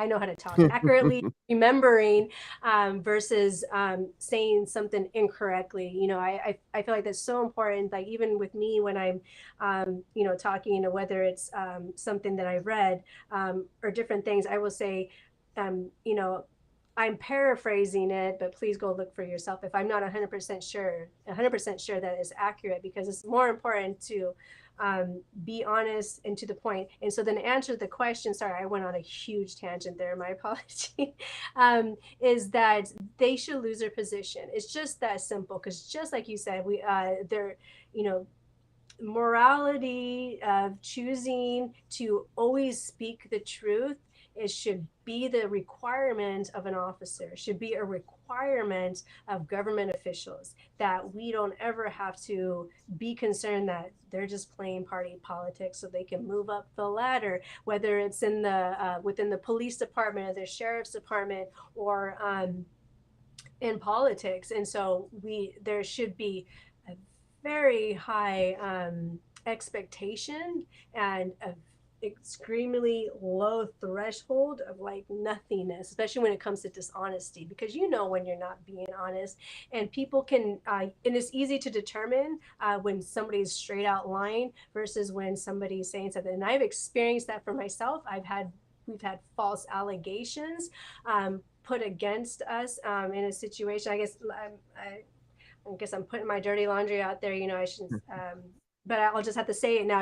I was my now husband was wrongfully accused of child abuse by my ex-husband, and in the detectives' inquiry with the children, and specifically what they asked him versus what my ex-husband said, didn't line up at all. And I wasn't able to do anything about it. So when it goes to court, I mean, now we're talking about civil stuff, right? So it's different, right? Mm-hmm. You just kind of deal with it. Oh, it would just say there was a concern. By the way, he straight out lied, and it was obviously determined by the investigation of the sheriffs. But when it comes to our police officers and our government officials, they are dealing with our laws, they are dealing with all of our money, they're dealing with our safety, and then also our lives, especially when it comes to law enforcement in that way. And so if they are not 101% credible, they cannot be there. Absolutely. Even if it was a mistake, or even determined that, well, maybe they should be on some sort of suspension. Of course, there's an exemption thing to it, but I mean, sometimes actions are like, oh, I just remembered incorrectly. But again, those things can be determined when they're investigated. Right. Sorry, yeah, I'm long-winded. No, absolutely. No, that's good. I appreciate it. Well, and again, the ability to have a full answer is important, right? Yes. To have a full coherent thought. So I appreciate that. Take all the time you need. My thought is, people understand money, right? And so, we need to track, officers in regards to their performance, right? Those things get buried. The community doesn't know, oh, you'll hear about maybe it's a bad police shooting, and then all of a sudden you'll hear that there were 14 instances in their past that no one knew about, right? Or there was an issue and the officer just moved to another town and was an officer there. I think those things should track you nationally, kind of like we do with nurses and doctors and things like that, right? I think that's really important. And not allowing people, hey, if you serve for 25 years and you do something that is that egregious, you don't get to just, well, I'm going to resign and get my pension. No, you take the money, and that keeps them on the straight and narrow all the way through, because we're putting them in such a high lofty position again to protect and serve over us. Just kind of your final thought on that, and we'll switch directions there. Yeah, nobody should ever be rewarded for doing the wrong thing. Like for me, if I do something wrong, my company, we have an LLC. And so, but still, there is still consequences, but I could be financially ruined if I make a mistake, and I'm definitely not going to be given any grace if I do something egregious. If I lie to my customer, do you think my customer is ever going to trust me and rehire me to come and build for them, design for them, be in their home and be around their property, their possessions and those type of things, whatever it might look like. I mean, the same thing, absolutely, with the officers. Well, and to I know be you had, clear, I think there's a distinction between mistakes and wrongdoing, right? Like, yes, no yes. one is going to be perfect, right? So I think you got You to separate knowingly those built things it, up. and you knew that you built it with toothpicks and that it wasn't going to hold it, but you did it anyways because it was going to be cheaper for you. You didn't care, and you just wanted to, you replaced the marble with some faux stuff, and you stole the marble even though I bought it. And I mean, egregious, obvious things like that should never be acceptable. It should never be commonplace, and definitely, records and those type of accounting things should follow. Because what's the point of having those incidences if you're not aware of it, and it's not easily trackable? In this day and age, is absolutely is, and especially in a position like that. I mean, I have such an appreciation, and I think so highly of officers. I choose to believe the best. Don't I'm not ignorant, right? I know I know that it's heard, and different people say things. It doesn't matter what city you live in. That some police, they're the ones that deal the drugs. But anyways, I'm not trying to get into speculation, but that there's always bad people, but that I have such a high respect for those that step into that role, because you are literally choosing to sacrifice, put your life at risk, for the welfare of the community, to go come against some like terribly awful, see terribly awful things, and then deal with terribly awful people and put your life at risk. I mean, that takes a special type of a person to do that. And so I like to look at people. I choose to believe the best. I like to, I've tried to be as innocent as a dove, and but wise as a serpent. I'm not stupid, right?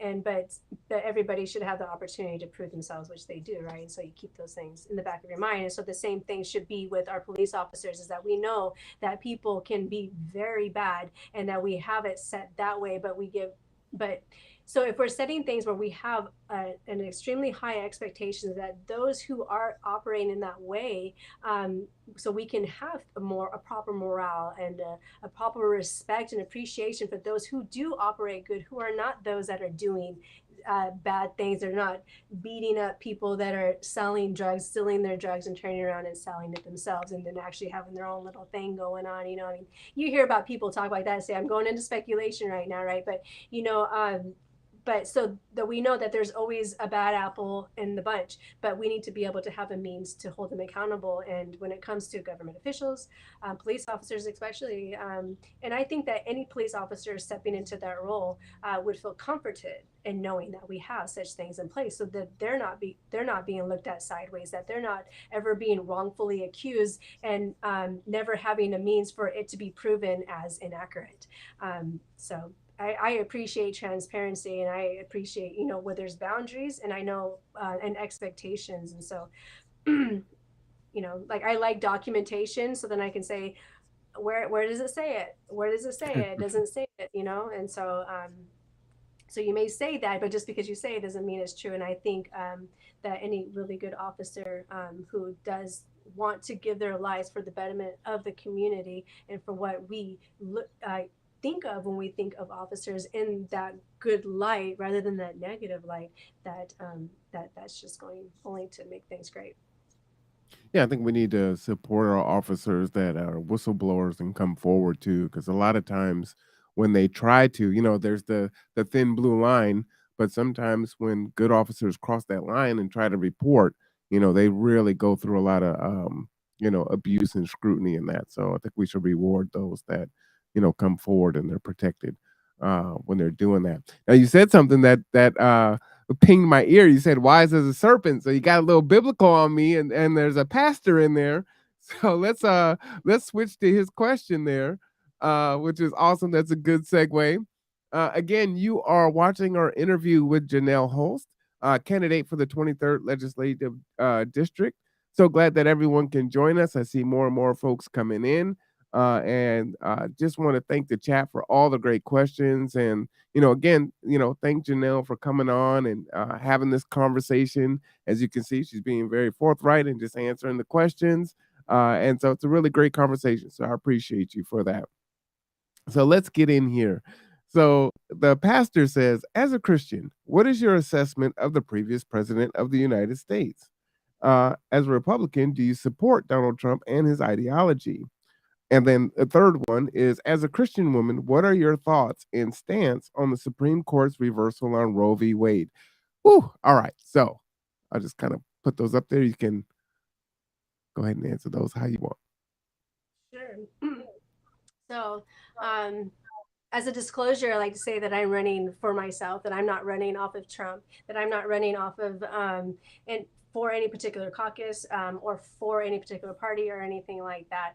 And but as a Christian, my perspective on Trump is that we all make mistakes, but we are called to be thoughtful of the words that we use, and that I do think that he had a perspective for wanting to do what's best for our country, and to grow and secure our country economically, and also with many other things. And so that is my perspective on that. But again, I'm not running on Trump, and that our we have the power of the tongue, right? The tongue is talked about so much in our words.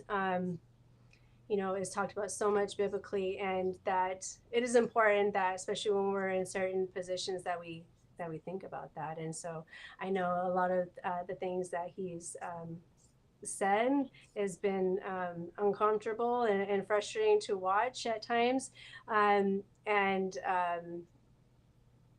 of make you wonder, why is he doing that?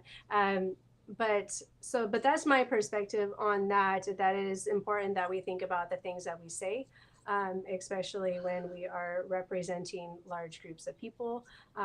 That we have all eyes on us, and that is a reflection of those that are representing. Like I talk about with my kids, I say, this may be your life and what you're wanting to do, but that everything that you do is a reflection upon the family. And so you think about those things, and be careful about what you say, and how you treat others. And then the second half of the question was, I'm sorry, I don't remember what the second half of the question was, unless I did already Oh, answer it. as a Republican, do you support Donald Trump and his ideology? And his ideology, I guess, what would be his ideology? Sorry if I'm sounding ignorant. Nope, that's okay. Pastor, if you want to elaborate on that, we'll go to the next question while you're typing that in there. The last part of that was, as a Christian woman, what are your thoughts in the stance on the Supreme Court's reversal of Roe v. Wade?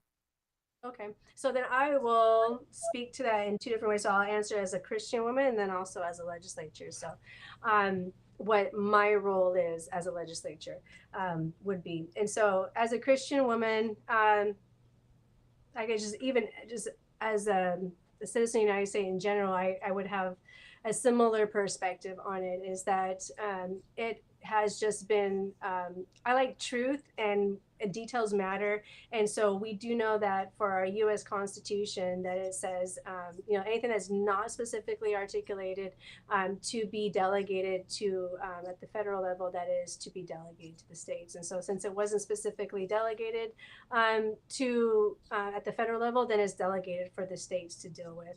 And so as a Christian woman, you know,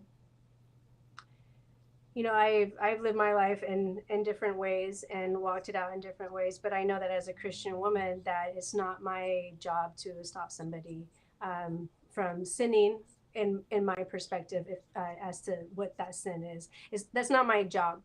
And so, but I know that here in Washington State, we have already have laws set in place through initiative that establish for how abortion is allowed, and so that can't even be changed unless there is an initiative process. Um, and so, as a Christian woman, I guess it's disheartening to see that a lot of children don't come to be through abortion, but just in being um, I don't like to always air out too much of my laundry, but that we have our own choices to make, and but ultimately it's not always my job to stop somebody from sinning, but it's just my job to stand up where I feel like I'm supposed to on behalf of somebody else. And so I guess that easily ties into my role as a legislator would be to, again, what does it say in Article 1, Section 1 of the Washington State Constitution, which is to maintain and protect individual rights. And so currently it is set through the initiative process by the people, cannot be overturned by our legislature, which is the beautiful thing about the initiatives of Washington State. The people have said so. So the legislators can't just go right back and say, hey, let's just change this real quick, They can't do that. And so that is something that has to be dealt with through the initiative process. But as a legislator, it's not my job to control people, but to maintain and protect individual rights. And so that wouldn't, as a legislator, we can't even address that until it has been established as when somebody has the right to life. And so, like I like to use the example of in California, passed through one of two houses in California in this last, 12 months. I don't think it's been more than a year now, but where they allow for abortion 28 days past birth. And so people say, well, that's not abortion. It's like, well, according to that legislation, it is. And because it hasn't been defined as when somebody has the right to life. But I know some of the initiative verbiage does talk about, the viability of the fetus, of the baby, and things like that. But it is a tough place when it comes to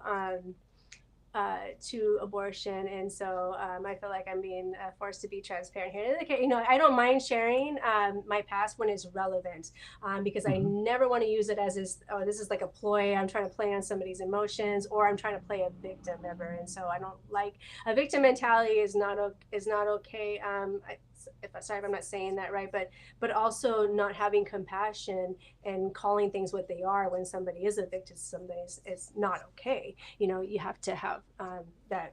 I do have compassion for people when somebody's in a place, and like and so I was a victim of abuse and of different things. Like we all have fall victim to things, but I'm sorry if I'm I feel like I'm rattling on now about that, but I have chosen to have abortions in my life, and so I know people have different reasons for having abortion. And again, as a Christian too, it is not my job to control somebody, to stop them from sinning. People are going to choose what they want to do, and that's how Christianity is. It's a choice, and and even I guess if you're even talking about Christianity, that we are not called to judge those that are not Christians. We're called to judge those that are Christians. And so and that's just a whole nother thing. But as a legislator, we don't come in bringing our beliefs and our perspectives and our own agendas. That's not how it is. That a legislator is a government official who is there to maintain and protect individual rights, and those have to be established in proper order. Having proper order and boundaries are important, and we have to realize that we have them there for a reason, and that they have to that follow through. Like we have issues with the police, where we're not having a path for accountability. Well, then we have to go through the right means of doing that so we can do it, instead of just saying, oh, we're just going to go and we're just going to go pull this guy out and do it our own way. Like that just creates problems. So having proper order of things. And so the proper order for Washington State would be, I'm sorry, I'm taking a couple of different angles on this, is that that would have to be dealt with through the initiative process, because that's how it was already established and set in place. And so I can't even take, and that is not my perspective, and my reasonings for running for office is not because I'm bringing a Christian perspective to try to utilize legislation to do something that I want to do to try to control people based upon my beliefs. And so because I know that I'm not held account for other people's decisions and what they do in their lives. But that is just my role to do what I know that I'm supposed to do in life, which is actually one of the reasons why I'm running, is because um, I saw that somebody needed to, that the direction of our state was not going in the right place, that we're not being heard, and that things are being passed is not in our best interest. And so many things that could be addressed are not being addressed. And other things have just gone swung so far, and it's just complete imbalance. And so I take the approach of things of how are things supposed to be done in a proper order, and just speak truth to the situations where it's like, well, this is not really working, so how can we fix that to make it better? And so I hope that answered your question, and then some. No, it absolutely, thank you for that. Now, he did circle back around and, clarified his question. He says, "Trump" oh, well, another question just came in. Woo, it is going, I love it. "Trump's ideas and ideals, especially one which forms the basis of economic and political theory and policy."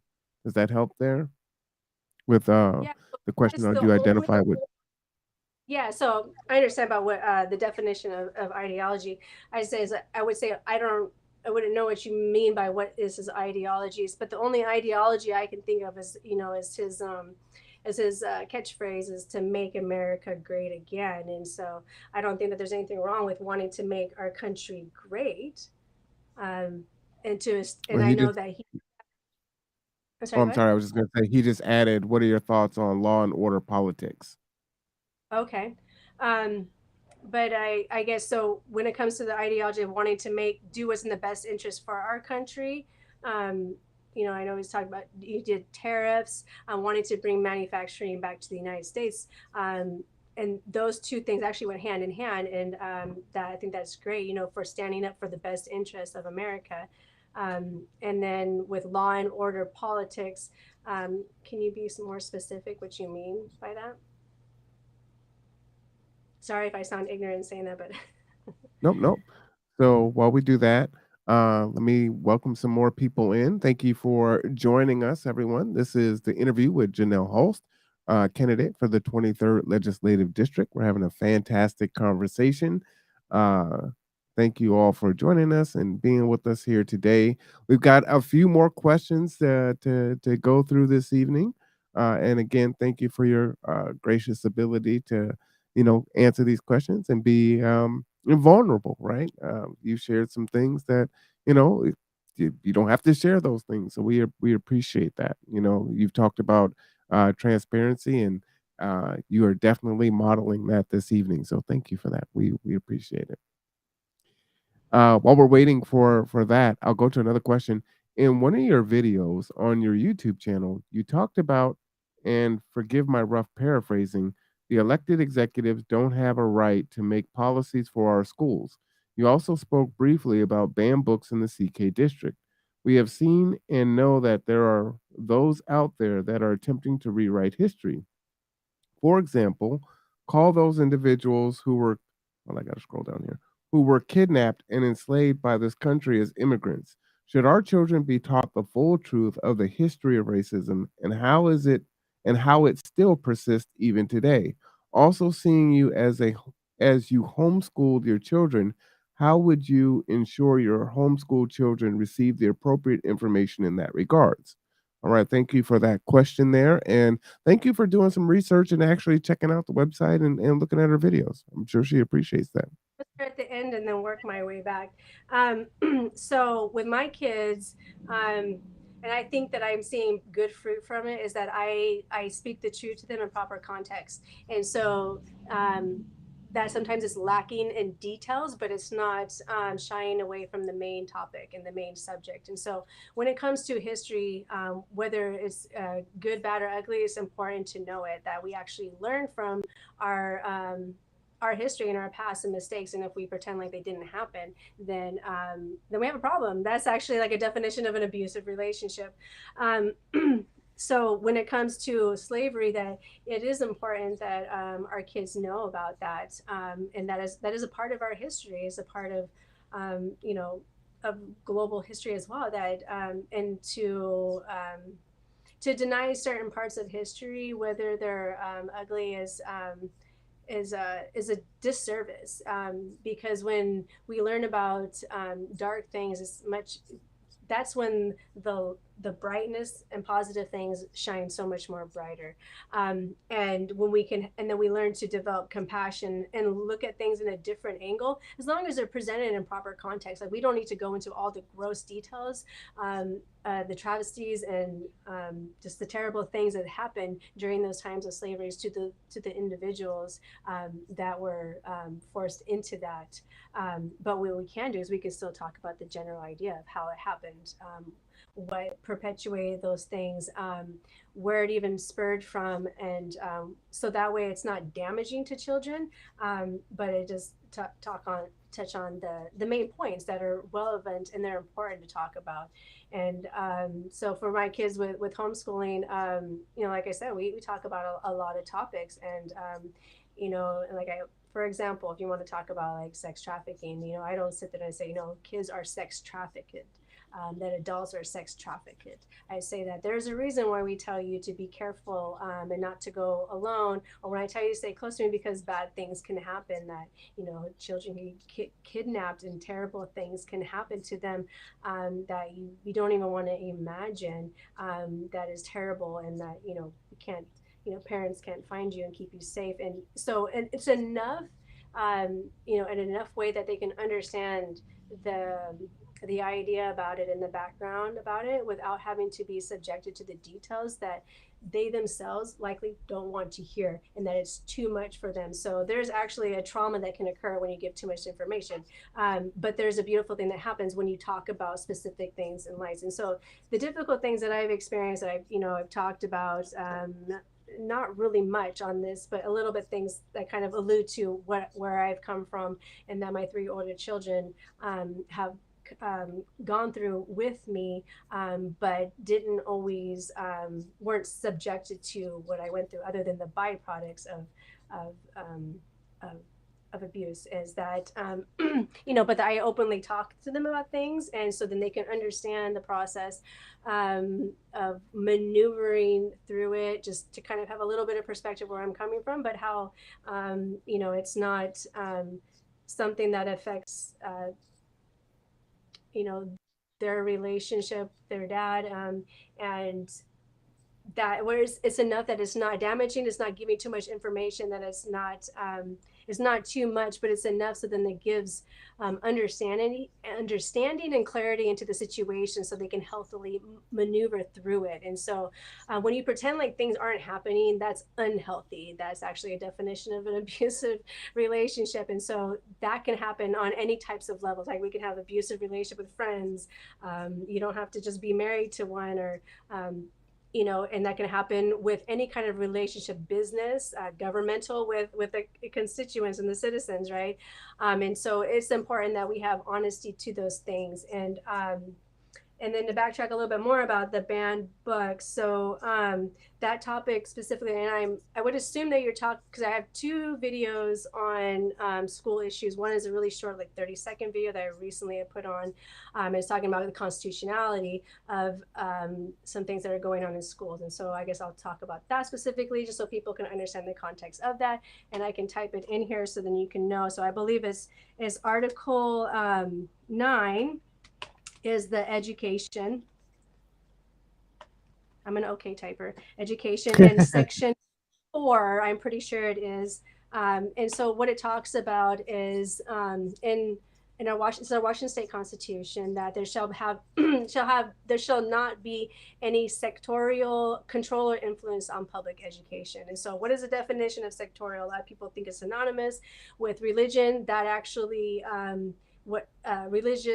religion is a sectorial group in society, but isn't the only one, right? So you look at, like I say, I like language, right? So it defines from section, right? Is a section of society. So no certain section of society shall have control or influence on public education. That's for everybody's protection and well-being. Like, we don't need to have an overemphasis on learning about how it's the most important thing that you wear this type of shoe, and you can't wear anything else, and because then that shoe company can have great, whatever. I don't know, but I just, it's like a dumb acronym, right? But or example, but I'm just saying that no section of society can have influence upon public education, so it remains about education.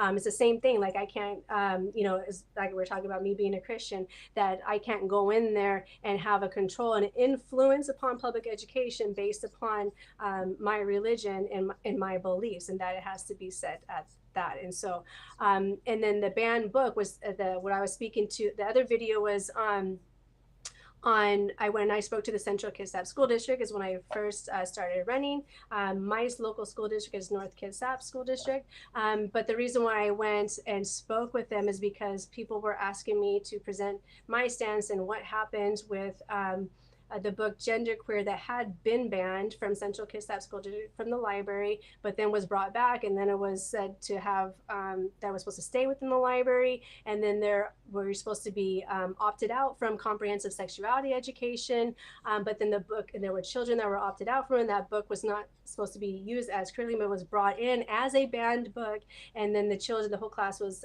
that was an assignment of reading that book and then responding to how that they believe that that book should not be banned. And so maybe some of these little details may not be 100% exact. I mean, did the teacher actually say why it should not be banned? I don't know that for a fact, but I do know that that is the circumstances surrounding it is recorded and talked about through the Central Kitsap School District School Board. As well as with two parents that came and who, well, I know one for sure spoke. And so I know I can say this because they said it out publicly that their child was going through counseling for pornography and was advised specifically by their counselor to avoid that specific book because of its pornographic type of content. And they were in the classroom and given this assignment. And there was another student that was opted out in that classroom too. So that is what I spoke to. And I actually spoke to it on the angle of safety. And so if you listen to that video in its entirety, and if you could please rephrase what the beginning of that question was, because I actually didn't agree with what was said, but I would like to make sure I understand it and can address that appropriately. Sorry. Sure, absolutely. And if I'm missing anything else. No, it was a long question. So let's see. In one of your videos on your YouTube channel, you talked about, and forgive my rough paraphrasing, the elected executives don't have a right to make policies for our schools. You also spoke briefly about the banned books in CK district. Is that enough? You want me to keep reading? Oh yeah. So I don't. I actually would not actually agree that I said that because I don't believe I ever did say that. And so maybe if you could go back and listen to that and actually give the exact seconds and minutes of the video and the name of that video, that would be really helpful because I don't want to take responsibility of saying something that I didn't say, and I don't remember ever saying that. But and I don't think I would ever say something like that in that way, and because that is not 100% accurate of a statement of if that was my words. But so but yeah. Yeah, no, that's Because, awesome. And I'm I just think going actually, here to show people where your sorry about that, Janelle. I was just pulling this up so people can see where your videos are. I don't actually have all my videos on my website as I am a grassroots candidate and I'm on a budget, and it was it was going to be a huge project for the gentleman that helped me set up, and he's put in so much time and effort and volunteer time, but when now that I have these videos, he said I'm actually in a place where I can't I'm really just donating time at this time, and so I really have to focus on these other projects, and I just didn't. I don't know if I even had the money to even offer him to pay to do what needed to be done. But nonetheless, they are on YouTube, and I do share them on Facebook. But so kind of a roundabout way of seeing them on my website that this gentleman did a great job with on my website is that on the homepage of my website, if you scroll all the way to the bottom, you see my social media, and you can just scroll through it. But it's still kind of typical like social media where it's like 2 days behind. I don't know why they do that, but so just well, maybe that's a little TMI there, but so you can see now more. I just had to mute it there. I can have a loud voice sometimes, so that one's kind of loud. Inflation, skyrocketing crime, lack of affordable housing, and increasing taxes that never seem to end. And we're asking ourselves, why is our government not looking out for what's best in our interest? My name is Janell Hulst. I'm a business owner. I am a general contractor, architectural drafter designer, and mother of four. I'm running for Washington State House of Representatives because I want to stand up with the people and bring common sense solutions to the issues we're all facing. And I'd appreciate your vote. Who did your video? That we can give them a shout out. Yes, so this video, as well as 2 interview videos that I have coming, supposed to be done by the end of this week. So sorry, now I'm going to add a little extra content. So the interview videos, one is of my customer who was hit by a stolen car. That first he stole a car in Seattle, went on across on the ferry, didn't pay a toll, stole somebody else's car, and went on to his own high-speed chase by himself, ran through a red light and hit my customer. And then the other interview video is of a local business owner in Silverdale at Fuel Rails. As FUELRZ, a gluten bakery, talking about some of the taxations that we face on personal property every single year of the property that we own as businesses, that we have to pay taxes on those every year. So she buys a spoon, she has to pay a depreciated value still every year on that spoon, and how it's just it's a bit much, especially after coming through all these crises of COVID. She has it's a gluten-free bakery, cafe, anti-allergy type of is amazing food, by the way. You should check it out. She's behind Columbia Bank over by the mall, and she has a coffee shop. But so his name is TJ McConaughey. He's actually a really gifted and talented videographer who is also a youth pastor at I can't think of the name of the church. And it's actually the same church that my running mate, Paige Jarquin, who's running for position 2, attends. And but yeah, his name is TJ McConaughey, and he has a real gift and talent for that. As you can see, he did an amazing job putting those together. Yeah. Then my Good job. short video, this great gentleman, he I don't know why his name is eluding me right now. I know his name. Oh my gosh! But his business is called Lucidity. Grace Point Church. Thank you. I'm glad somebody knows. All right. Oh my gosh, why I'm having a brain fart. It's like 3 days of getting like 5 hours of sleep starts to take a toll after a while. Josiah. Josiah is his name. Yeah, but Josiah. So he helped me work with the budget that I had, with the time constraints, to make those videos. And excuse me. So I'm really excited for that. So both the gentlemen are actually really great to work with. Really, really great to work with. And Josiah, he's new here from California. He's really young. He's like in his 20s. And I don't know how long he's been doing this, but when I read on his website about his businesses, like his perspectives and his gifts and talents were not appreciated. And so he went on to start his own thing. And he was so encouraging and helps me through this whole process. It was unscripted, essentially. It's kind of how I roll, is off the cuff, and so he helped me to make it happen within the time constraints, like I said, and then on my tight budget. So I really, really appreciate that. And but so yeah, check him out, seek him out, because he does even better videos, and even for what, but just the amount of time that we invested in that, he still did a great job, and so I'm so thankful. Great to work with. Yeah, excellent. I wanted to read this statement here. I apologize for misquoting you in the video. My sound was not the best at the time. And yes, you have a great looking website. Oh, thank you so much. I appreciate you taking the time to look into that. I really appreciate that. And thanks for clarifying that. We all can hear things differently and make mistakes. So it's not even a big deal. But thanks so much for taking the time to look into that. And I'm glad you like my website. It's been a lot of work, and some things some of those things were my ideas, but I don't have all the gifts and talents to make things happen. That's why it's great to have collaboration and to be able to work in community on things to make things happen, because with many minds and gifts and talents, we can actually do amazing things, like make better websites than even I have. So we'll go for about 20 more minutes. There was a great question in the chat, and then I want to get back to some other questions. This question was: Republicans and Democrat politicians, especially freshman politicians, are quickly ostracized when they don't vote with the party elected How will you resist simply voting along party lines? Are you willing to be a one-term representative in order to be true to all of the claims of your position on things? Excellent question. Yes, it is an excellent question, and I actually really appreciate the question. And the answer to the later part of your question is yes, and that is actually my goal. If I could just do one term, then I'm good. But I'm willing to do two. I'm willing to do two, and in part in that, whether or not people agree with me on it. And of course, I never get to make decisions on my own. But one thing I will definitely put forward is term limits. And so I think it's important that we have term limits, even including in the House of Representatives and in the Senate. I think just for that purpose, because it should be a servitude. That's what it's meant. And I actually was looking up, I like language, right? I was looking at the definition of candidate some months ago, and I came across it as being said to be one that does service, and kind of even more elaborative, as if like laying your life down, for service.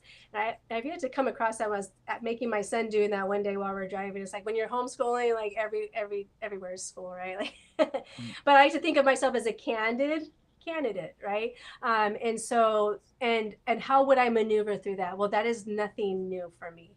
And so I've kind of been the person who's on the outside, but one of the things that I've come to appreciate about the difficult things that I've been through, and having, make mistakes, and in the things that I have gone through and encountered, that stops me to sit and think about things, in different types of ways, which is kind of the natural consequences of the difficult things, and that I've been through. And like I said, I'm not trying to be a victim, but like of the abuses that I've been through, it's just some of those natural consequences. And so, but they've come to be a benefit in that it helps me to take a different look at things, and then to present things back for clarification in a way that it's not emotional, it's not accusatory, and that is and it's actually in for the route for solution. And so when people don't agree, and I'm not saying that I'm perfect, right? Like I'm married, my husband will tell you other things.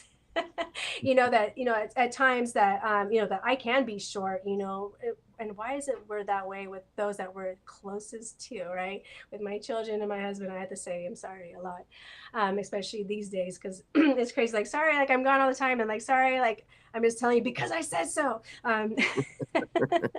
um, like, well, let me start over, sorry. But is that, is to be able to have that dialogue, to be able to stay steadfast into something and ask questions. And so when you ask questions are actually really powerful. And so when I'm standing up for something and I want to know, it's like, well, what all is in there? What all is in that bill? Well, maybe we should actually pass some legislation that slows down our legislative process, so we don't have 2,000 bills flying through the House where nobody can read every single bill in its entirety. And there could be different angles and ways of dealing with that. But to specifically answer your question is how would I deal with that? I anticipate to deal with that. And so I am not running to appease any party. I'm not running to be a politician. That I am actually willfully doing this because somebody needed to. And so that's what pushed me into this. And as I started to step into this, and I said, well, I think that I can do this. And I listed all the reason with the group of people that I was meeting with regularly on a weekly basis, that we were digging through legislation, and we were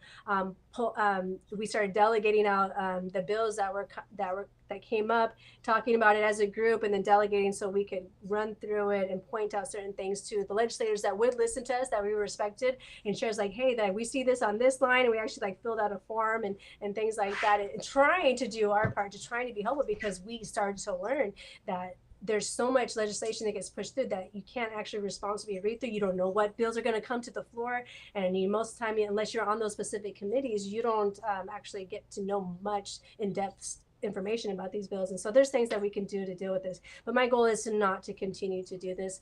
And my husband definitely, even though I didn't step into this without us agreeing to do this, he doesn't want me to continue this, and this is not what I feel like where I'm supposed to be, but right now at this time. And so I'm not one person that's here to be the savior to and has all the answers and protect it all, but this is a time when I am supposed to step up, to bring my gifts and talents in a different perspective, and then hopefully to start something that will encourage other people to do the same thing. And so I'm actually planning to do more things that's, outside of the role of a legislator to help encourage people to run and to be candidates and to be successful, because doing this as a grassroots effort with no template, I've learned how much more effective I could have been, or helpful, and what it can look like to help encourage that, which is encouraging through education and all that stuff. So I'm not stepping up to vote with party lines. It's not something, that's not honesty. That's not, I've had, it's not the first time I've actually had this question. I had this question. Well, I don't get this question all the time. I think this is maybe the second time I've had this question. And when I was asked that, I was just to me, it was kind of like, but it's like, I get it, because, right, we see party politics like that, but that is not why I'm running. And then you can hold me to that. So, and always hold me to everything that I say. Because like I said, I try to be transparent and speak to the facts. And if I'm uncertain about something, that's some accountability that I have for myself. And because I always want to ensure that I'm, not misleading people, that I let them know, like, I'm paraphrasing this, but it's pretty much like kind of what it says. And I think this is what it was, and maybe it wasn't right, but, because I don't want to be misleading to people. And I'm definitely not trying to be misleading and pretend like, that I'm just going to vote party lines and I'm just only about the party. And, or on the flip side of saying like who I am, that I'm actually stepping up to do servitude for the people. And I think that should never be the path. I mean, I have different thoughts and perspectives. I don't like parties. I mean, what would it look like if we didn't have parties here in Washington State? You'd actually have to look at the end, actually ask the question. And so, is that radical? I don't know, but it seems kind of common sense to me. But I don't know. It's just an idea, right? And a thought. And I get the whole idea of parties, but then how quickly, and you know that I experience that when I'm going out and I'm going knocking door to door, and trying to introduce myself in the neighborhoods, is that there is this bias of party lines. It doesn't matter which side it is, but it's always immediate. And especially if I'm getting the shutdown, then I said, well, hope that you will look at the solutions that I intend to bring for our state, that really has nothing to do with party lines. And so it is actually kind of sad and disheartening that there is so much of a focus on that, where like, I only vote this way. I don't even know who this person is or what they're about or anything, but I'm just going to vote for them because they're in this party. And so, like I said, I get it. And and I don't knock anybody either that wants to set out to make politics their career. I do believe that there should be limitations, so then that way it doesn't consume the whole process, and the whole purpose of servitude gets lost in it all. And I don't think that there's not value with learning the process and being involved in government, but I think staying in one position too long and with that would also, again, right, so you have expectations and clarifications. And so people that are obviously in it for the right reasons aren't going to be accused of playing, just wanting to play party politics to be within it. So eliminating parties, that could be a good thing too. But that doesn't necessarily mean that it's going to correct problems, right? So, Right. Sorry, that's a long answer. It's all good. It's all good. I got my disclaimer on the bottom, but I definitely think there should be term limits. And another statement is not only term limits, should there be age limits? Is there a point in which a person gets too old or set in their ways or too far removed from the prevailing thought? Well, if we're going to say that, then like, how high should we put? I mean, we already do have a bar set kind of high, already, for when somebody can step into politics at what age, because, I think, as I'm in my 40s now, and, I could say the same thing about people that are in their 20s. I think they know everything, right? And they don't think about the natural consequences of things, being a teenager. But I don't know. I mean, I think that maybe, we would say, but why is it? But because we don't want to say, you have to have a certain age because then you get set in your ways, right? I mean, because then people feel like they're being discriminated on based upon their age. And so I think there's details matter, right? Let's clarify, like, what is that going to look like? And Well, it doesn't mean we can't have what I would say to that, Janelle, is I think we can see some evidence of cognitive decline with our current administration in some respects. Right. Testing Yeah, is great. I mean, I don't see anything wrong with having to, take a look at track record, voting record, health And it's a cognition is a definite important thing to be able to have. You got to have strong cognition to be able to function well, to think on your feet. And do you listen to others, or are you just a complete shut everybody out and you know everything? Well, I don't know, maybe. But I hear you Yeah. on that. So I think that's a great idea. So let's get into, inflation. We got a current inflation crisis. How do we navigate through it? Some people say that we're not in a recession yet. Some people say we're already in one. Um, but it's not looking good. I know Jamie Dimon was talking about maybe 6 months out. I don't think it's going to take that long. We may not get out of it until what, 24. But anyway, that's all speculative. But speak to that a little bit. Do you have any ideas? So, I think a lot of people say whether we're in a recession or not is based upon definition, right? A recession. But I think we're all seeing that. And with inflation, I think we're all feeling it, and we're trying to still ride on the waves and the leftovers of summer, of not of being hopeful for the future. So, right, there's always hope, right? And things can turn around and things can be different. But with inflation is definitely a hardship that was foreseen. So those people that said that inflation was transitory and that actually goes against the definition of inflation. When I didn't growing up, I never really knew why it was that something was a lot more expensive now than it used to be. Like my mom's she can really stretch a dollar like that. She's such a penny pincher, like she can actually make it bleed, like and she has a mindset of how things cost in the 80s, I like to say.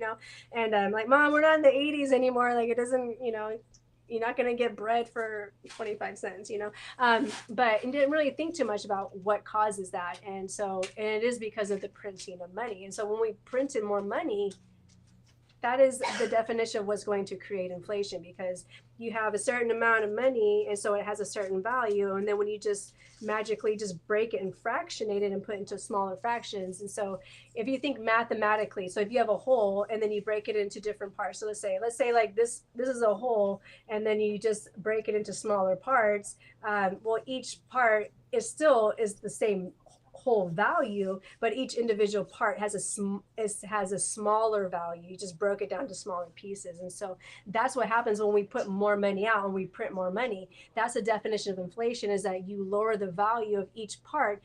Just because you made more from the whole, there's still only a whole amount. You're just making each one of a less value. And so those people as this stuff was happening, and so I'm not an economic major, and I have my own strong giftings and everything. I never really even thought too much about it until, like I was explaining. But then when I started to learn about these things, it's like, wait a second. So how are they saying that this is transitory? So like maybe it's going to happen, maybe it won't, but that completely goes against the actual definition of inflation.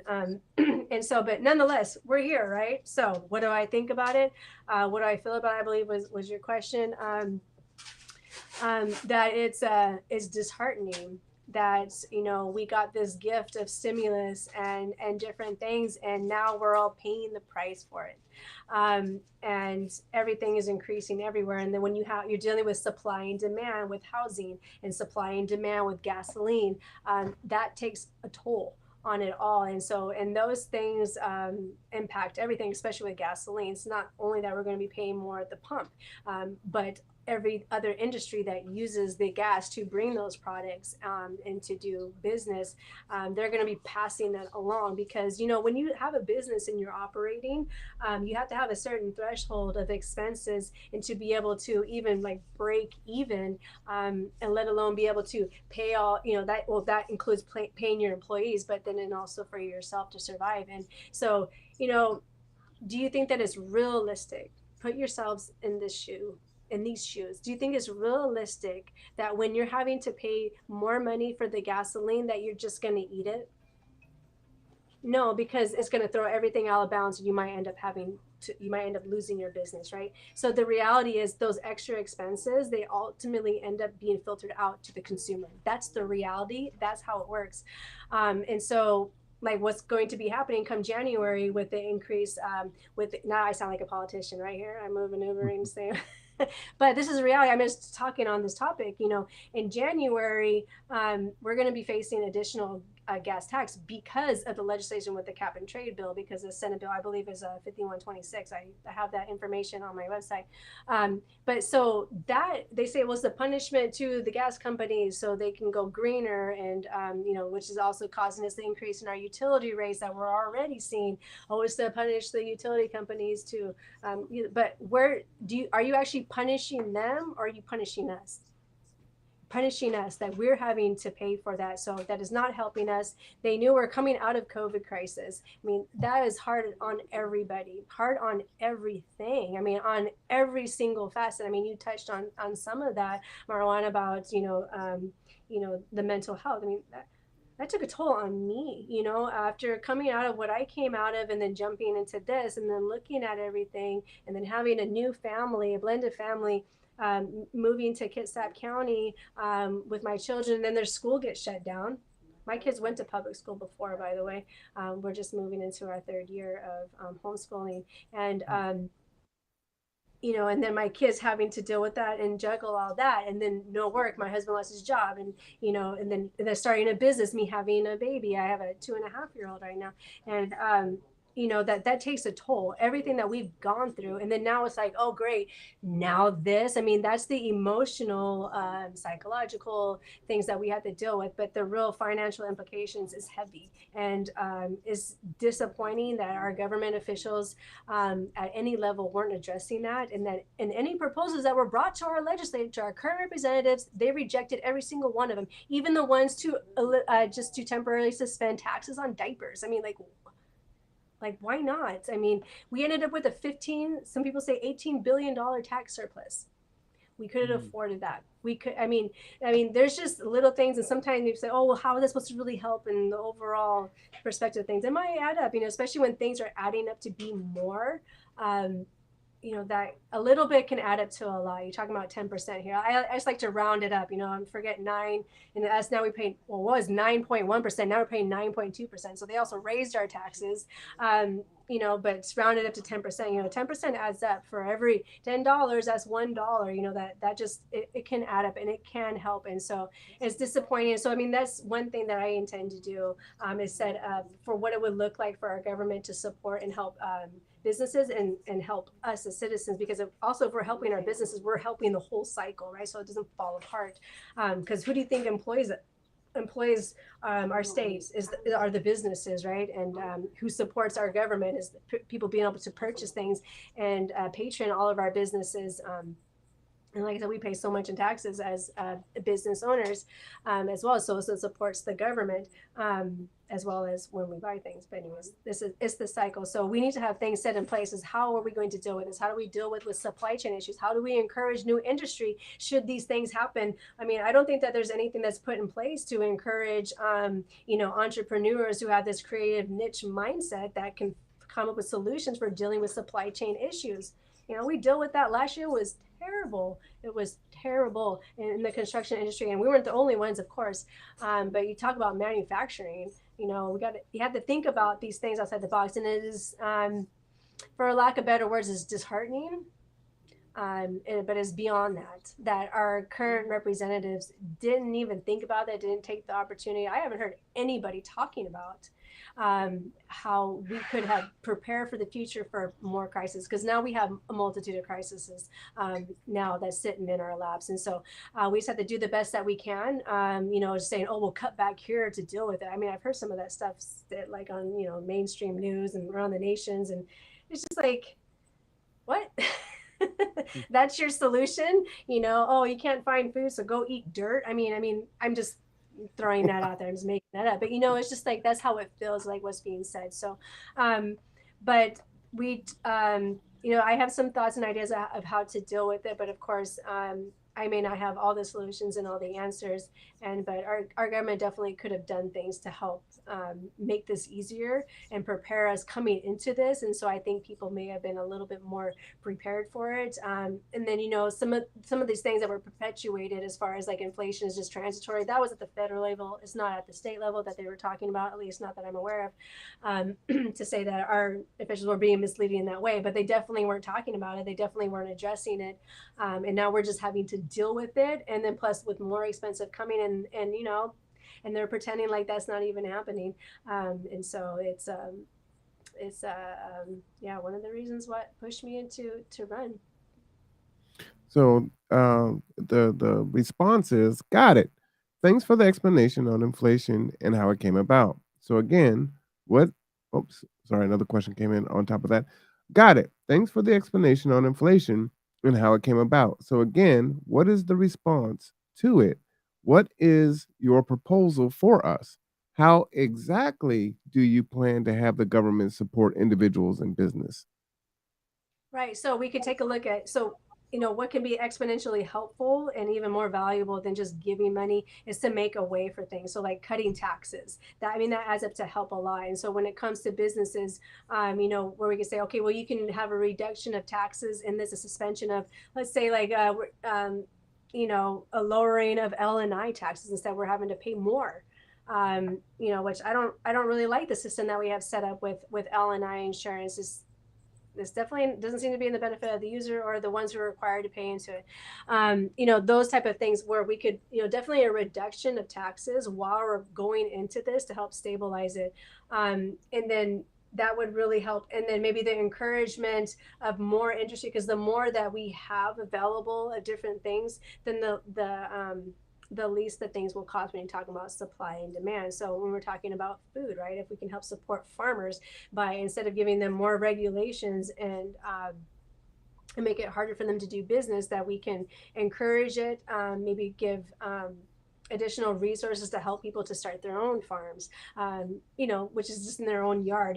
That would have to be looked at. I mean, there's some of the thoughts and the ideas that I've had is how to encourage people to grow their own food to help with that, because, it may come a time where we're having to deal with, supply chain issues too, and that could be helpful with a contributing industry. And so encouraging more industry into some things. And so we can't change the prices on everything, but we can help add to that. I'm talking about food because that could be in a supportive way to help give into maybe where something might be lacking and help us to grow our own food or to start a business for that instead of making it harder. And then, like I said, that the reduction of taxes, those are some of the immediate things that I could think about. I don't want to just blanketly say the government can give us money, because we have to think about, well, how are you going to, because there's a limited amount of resources, even with $18 billion. I mean, that's only going to go so far, right? So what would be the best way to do that? And so if we encourage, say, you can get grant money to do this for a certain thing, and we have to ensure that there's accountability for that, right? And so I believe that those are some of the ways that it could help in the midst of inflation. And so there again is just kind of ambiguous. It's not clear of an exact path and how to fix that, but that's just some of the starting places. And these are kind of, I'm thinking and putting into place for crisis, and we are currently in a crisis. And so, because I'm thinking ahead, like what would it look like for the government to help during crisis? And so we'll be putting those things together, it would come with a more cohesive idea and plan a strategy of implementation as well. Because say, oh, well, we're going to take 2 years to study this, to determine that we're actually in a crisis before we actually utilize this legislation. Like, well, we have to think about how can we utilize it? Like, where does it stop? But so those type of things have to be taken in consideration. So even though I don't have a clear exact answer, I know that we can come up with some really good stuff if we just start working on it. All right, thank you for that. That's what the emergency power should be, right? Like it's to help those things and to do some of those innovative things that need to be done in the midst of crisis. All right, so welcome, Eric. Question from Eric: what are your thoughts on our country's enormous dependence on the outside world for all the energy it consumes? Should the government do more to lower our dependence? It should, and it could. And so we have, and it depends on what kind of energy that you're talking about specifically, but it should and it could. And so we have a wealth of oil in our country. We have a wealth of alternative options as well. We have a lot of water resources that we can use for hydroelectric.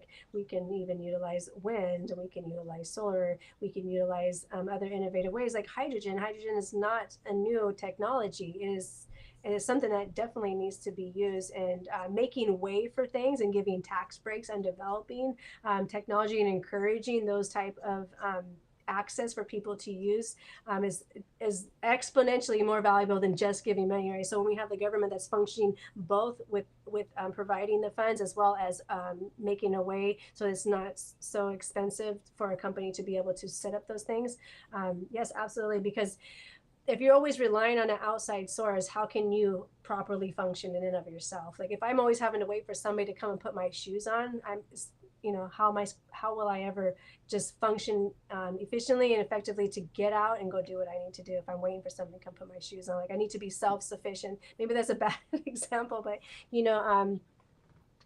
but yes, sorry. And that was a long No answer. worries. So, again, I want to thank everyone for coming in. We still have more people coming in. This is our interview with Janell Hulst, candidate for the 23rd Legislative District. We're coming into the final stretch here.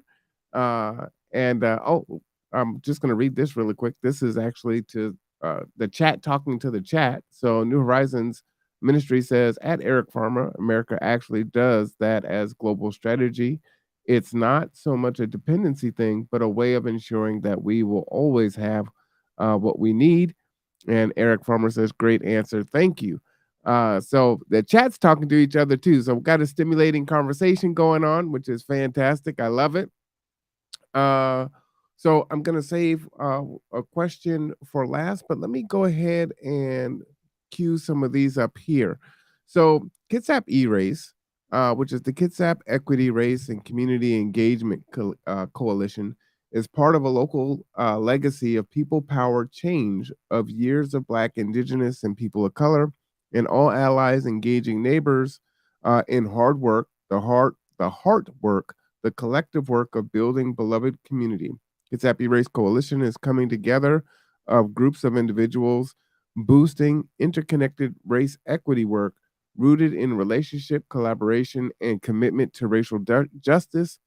The coalition tenaciously organizes for thriving community and profound accountable and liberatory institutional change. And so there's a few questions that they submit to ask all folks that are running in different races.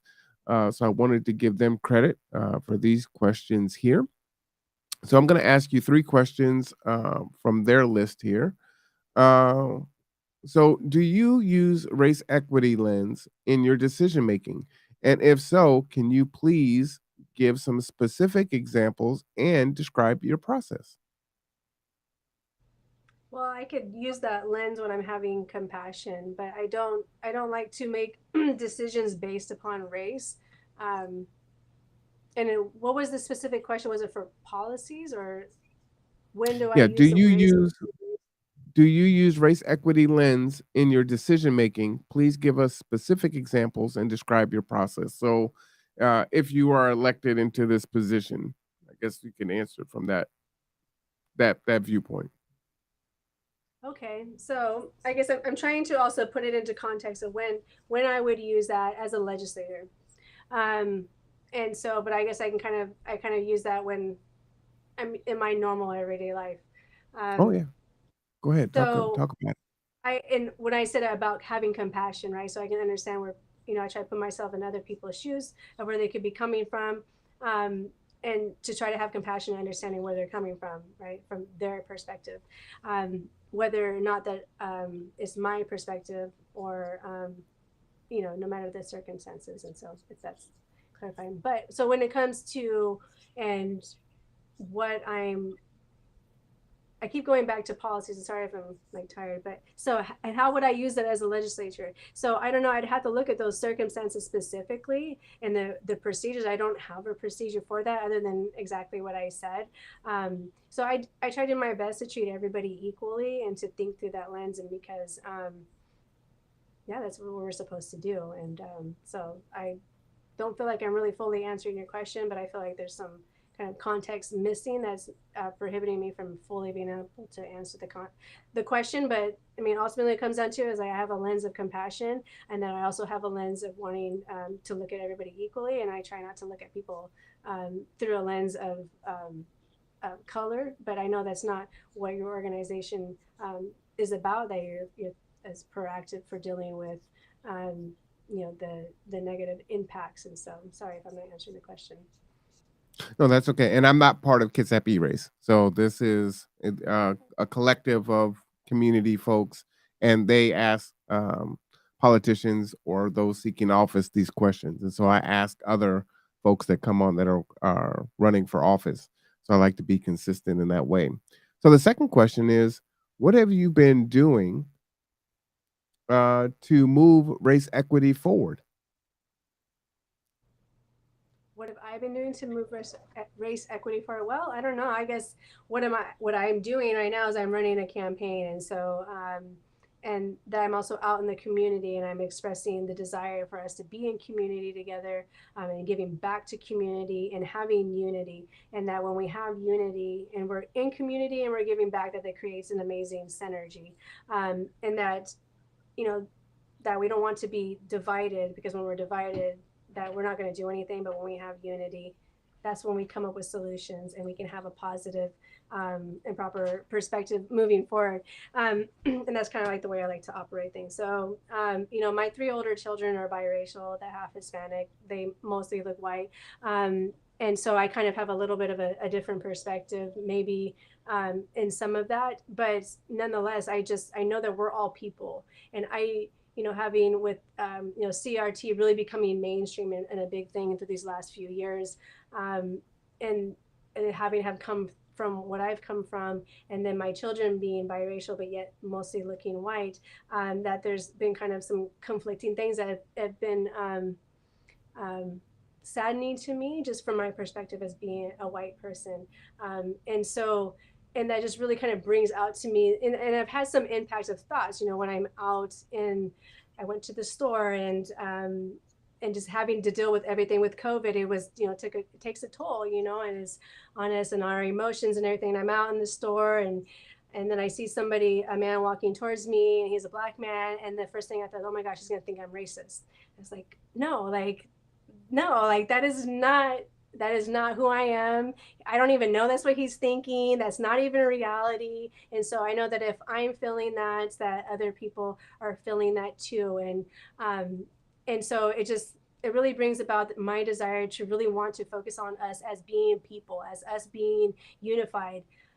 I love being able to embrace differences. I love being able to embrace different cultures. And I think that's one thing that I'm wanting to focus on, is encouraging people to say, let's not pretend like we don't have our differences and our uniqueness and our gifts and talents. Like I say, I'm not a complete set, that I only have certain gifts and talents, and that's the way we're meant to be, so we can be in unity and have community. And so, but also not saying that certain experiences or realities didn't happen or aren't real and or don't occur.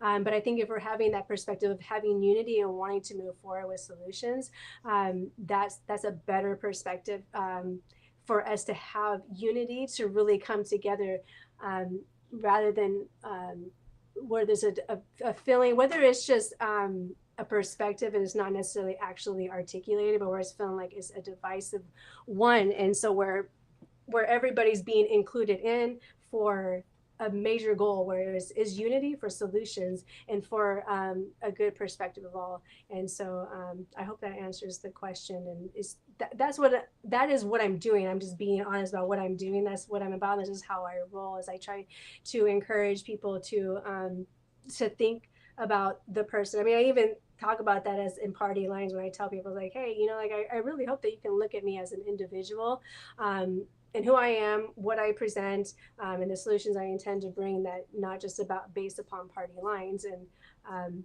because if we're separating ourselves by different things, we're not going to come to it. Anyways, I feel like I'm repeating myself. I apologize. I'm tired. It's getting late. But No, it's all good. It's all good. So, but well, so you talked. I'm not doing anything specific for it, but then other ways, other than how I live my life and how I'm communicating when I go out and how I'm communicating with people in general, is that's just my communication style. And I hope that that spirit gets caught and is translated across. Because, like you say, when you give forward, then the next person gives and does and brings the same thing. So for us to learn about each other, we have to be kind of taught those things, right? So what is your stance on race equity being taught to administrators and teachers, or gender equity being taught to administrators or teachers? What's your stance on that? Or even to students, right? Well, I guess if I'm to say with that, because I would have to say, okay, well, I couldn't tell you exactly what race equity, what everything is that's included in that. I couldn't tell you what all gender equity is all taught and included. But I can tell you that the one angle that I feel is very important is that it's not of a shaming of a particular type of group. Because if we're shaming, whereas that's where a lot of that comes out of with the CRT, with the critical race theories, there's feeling like you're shaming all white people based upon the color of their skin because they look white, and so and I speak to that about my 3 older children that are half Hispanic, but they mostly look white, and like, well, how does that fit for them? And so to me, and then me feeling who I am is like, I'm not a racist person, and I feel that it doesn't matter what color of your skin is, that you can choose to be prejudiced and be racist towards anybody. It doesn't matter what the color of your skin is. And so I think of having a proper perspective where it's not of a shaming of a particular group of people, that like I said, there's nothing wrong with talking about the facts and the reality of things, like in with slavery and what was happened. There's nothing wrong with that, right? We're just talking about the realities of it. But then if it's something that's where it's perpetuated, where we're saying that, well, all particular people are a certain way based upon the color of their skin, I don't agree with that. And I think that is unfair, and that's and is racist. And I don't think that is accurate. I would never categorize and say like, oh, every single Asian person is this way because of the color of their skin, per se, as an example. And Oh, I that's hope I good. answered. Yeah, absolutely. So there's like 3 rapid fire back to backs. So I'm gonna put these all together. One is a statement. Oh, now there's 4. Okay. Equal and equality are not the same thing. And then the questions are: please explain what you think CRT is, and then have you researched what CRT actually is? If not, do you think it would benefit you, and if so, how? Yeah, so I've listened in onto some of bits and pieces of some trainings. I've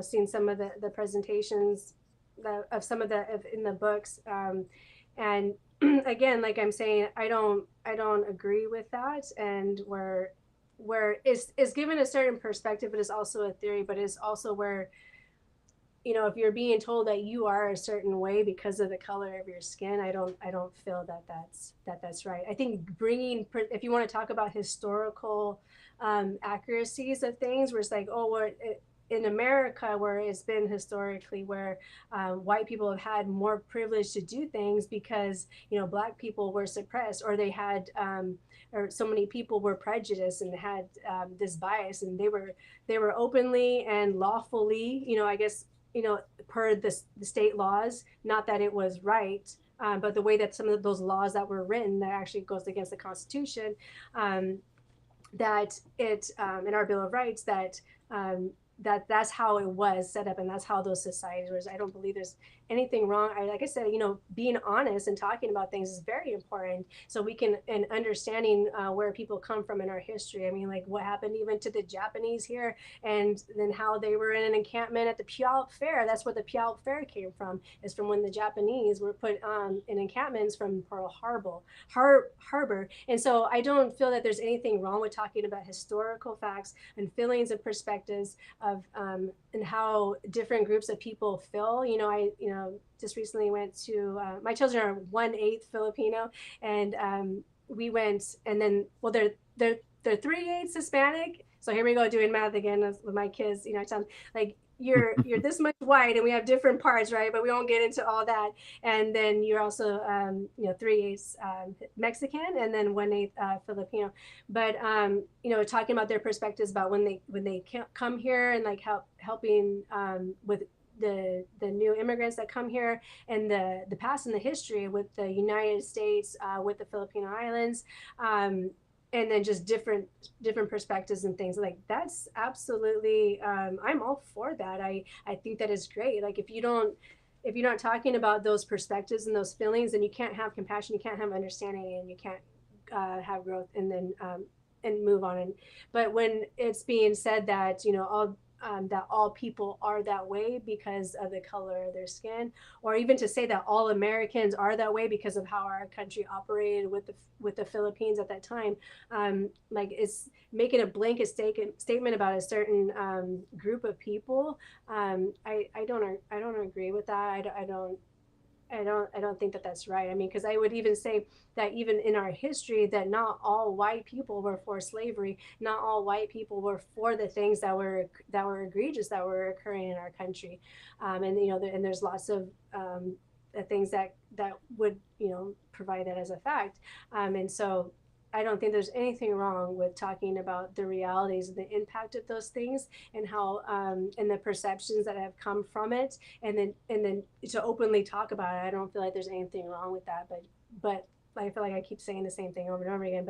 But shaming a particular group of people and being told that they are a certain way, or that things are so much different for them, which is talking about that in commonplace times. And some people may have that perspective and may have that belief, but I don't feel that that should be taught as if it's fact, right? Because that's also perception. But there's nothing wrong with talking about perceptions.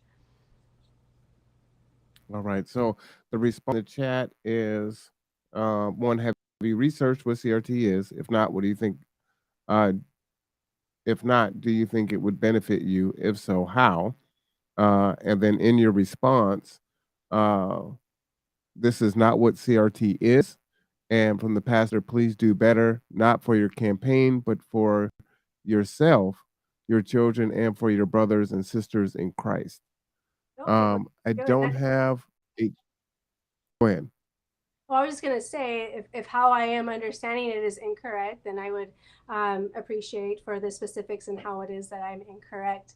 But yes, I have looked into CRT, and do I feel that it is good for me? Well, coming out of being narcissistically abused for over a decade, that I've come to look at things factually, and then if I'm being told, and then with, I guess, with the perspective of CRT, how I understand it and how I see it, or if it's being said that that I am a certain way, or I operate a certain way, or believe certain things, or I think certain things because somebody else is telling me that I am, that kind of goes right against all that. And I don't believe that's a good and positive thing. Like, it's not me to tell somebody, this is how you think, and this is why you do something, and this is who you are, that actually, that only that person can define that in and of themselves.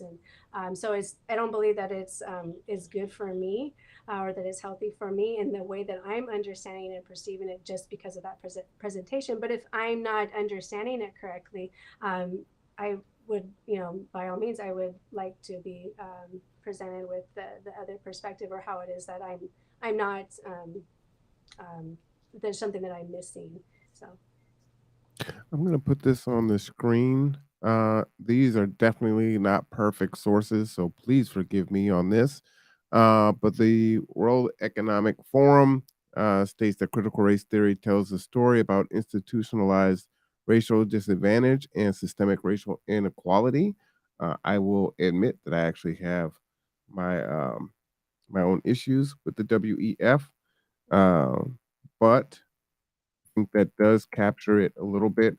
Let me just put that on the screen again, just so people know where we're at on here. I do encourage people to uh, do some research there in the sake of time. I do not have time to go deep into um, like reputable, not to say to a cast aspersions on the World Economic Forum, but reputable spaces to define what critical race theory is. Here's another site here, might find interesting. And again, you have Wiki um, that you can take a look at also. So that is for the audience there. Just wanted to share that. Like I said, not perfect by no stretch of the imagination, but that definitely is a deeper discussion for sure. The other question there to finish this one off is, let me just get in there. Uh, do you know what the difference is between equality and equity? All right, that's a good question. And then we've got one more question to round our evening off. Well, I think I understand the difference. And so, again, if I'm missing something, please let me know, because I don't profess to know everything or always be right 100% of the time ever. But so equality is where everybody's treated equally, and equity is supposed to be where you're supposed to be lifting somebody up so then they can become equal with the other person. All right, awesome. And again, I appreciate. Oh, please ask Marwan to share my contact information with you. I would be more than willing to sit down and discuss CRT and a lot of other things that we're not versed on. All right. I love that. I will put your information in the chat. Yeah, building relationship. I love it. So I will do that before we jump off here. I do want to switch to our last question of the evening. And again, thanking our guest, Janell Hulst, who's running for candidate for the 23rd Legislative District. She has been answering questions for 3 hours, y'all. So first, I'm going to give her, she deserves it. That's you have definitely you have definitely put it down to tonight. All right. So my final question is, you know, we are, I don't know if we're post COVID or not. Uh, it's still a thing. But what have we learned from COVID, and where do we go from here? Yeah, that I think a big thing I think we can all relate to in one way or another, whether or not we agree, is that it's important that we adhere to and respect our rights and our own decisions, and ensure that our government follows the Constitution, and also different ways that that it's important that we be able to make decisions for ourselves, which is what the Constitution establishes, that we can maintain and protect individual rights for ourselves, and that our government is supposed to ensure that. And so that is a big thing. And then also how important it is that we have community, and that we don't neglect being with one another, and that we also take things with a grain of salt. And so I know that kind of generalizes and summarizes it, but that's a big thing, because many things that were presented as facts in the beginning, and even through the first few years, have now been shown that they were not fact. And even though many people were bringing forth evidence to show that they were not facts, that they were immediately shut down, censored, removed from platforms, and that the freedom of speech was okay to be suppressed, and it became acceptable. And I feel like it still is acceptable to many people, and they feel that is even necessary.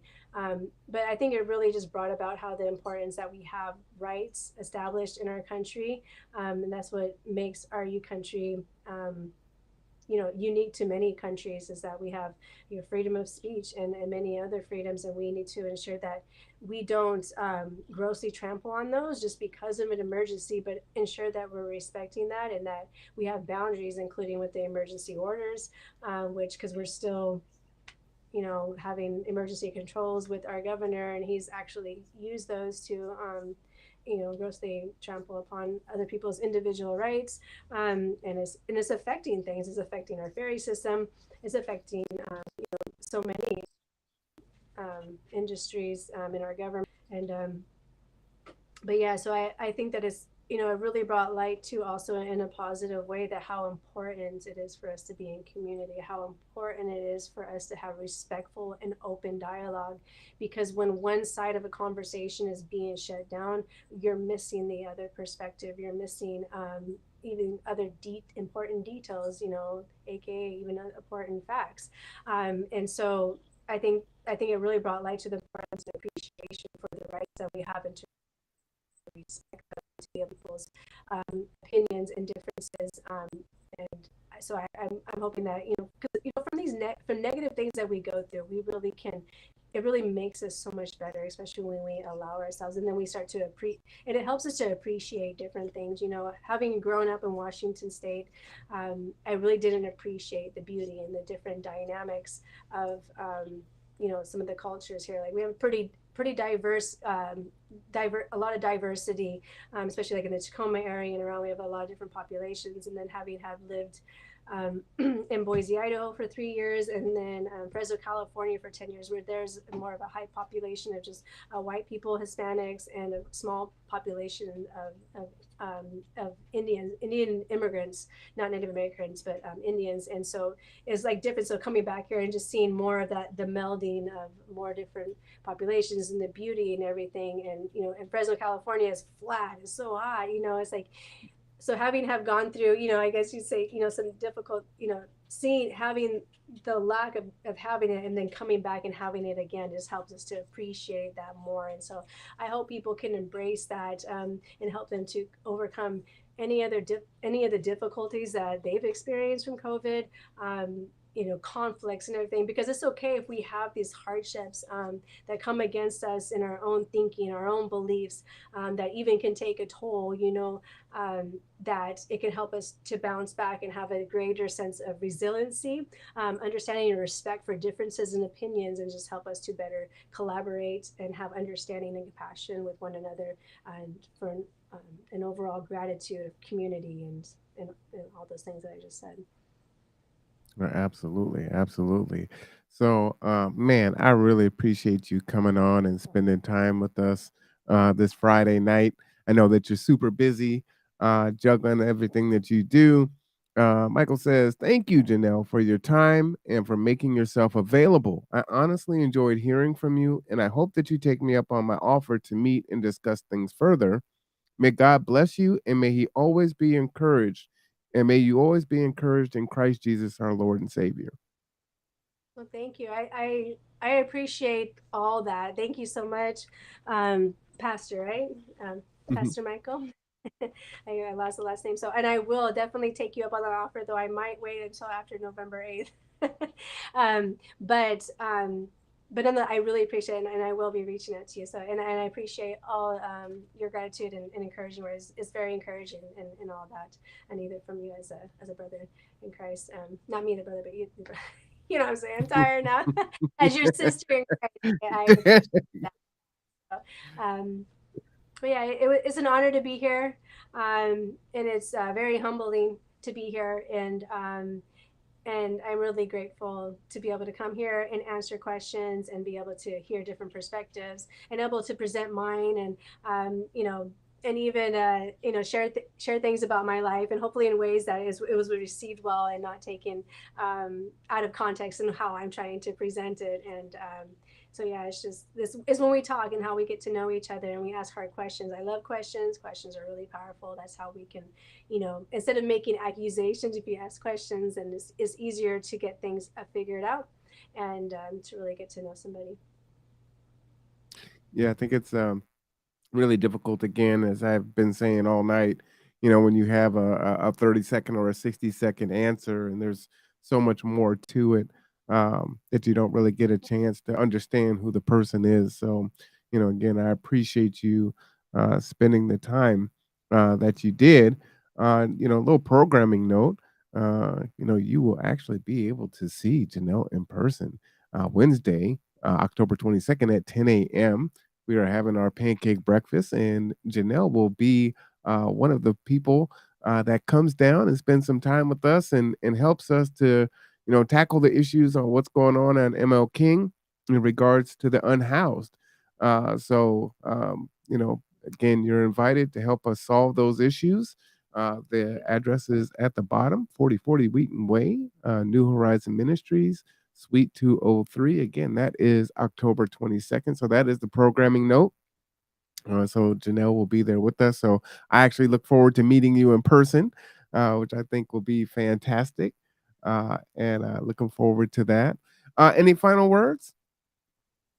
I guess the only thing that really just comes to my mind is just that, is unity, and that I know that with unity and having that perspective of unity without neglecting our differences and our uniqueness, that we can accomplish so much. And so I really appreciate differences, and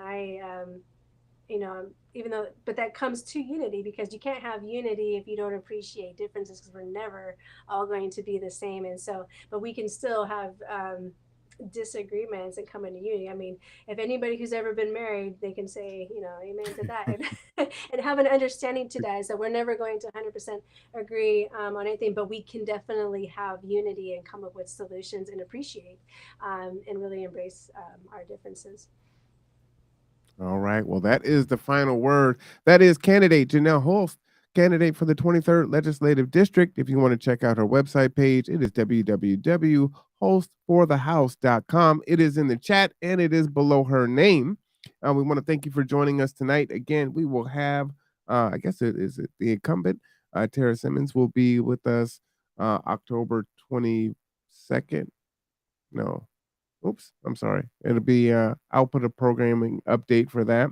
Everyone has strengths. If we put our strengths together, we can be very powerful. That is from Shelly Sanders. So shout out to you, Shelly. You are the last comment of the night.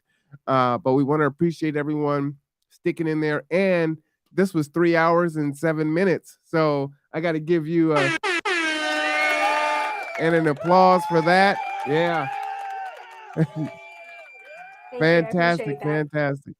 Thank you for your vulnerability. Thank you for your perspective and being willing to share and have this conversation tonight. Thank you. I appreciate being on here. I appreciate all that you're doing for the community. I'm really excited to meet you and to see what everybody else has to bring to offer for solutions. Absolutely. On the 26th, right? On the 26th, absolutely. All right. And with that, we're going to go ahead and call it an evening. So for Janell Hulst, I am Marwan Cameron. This is The Conduit. We will see you next time. Thank you, everyone. Bye-bye.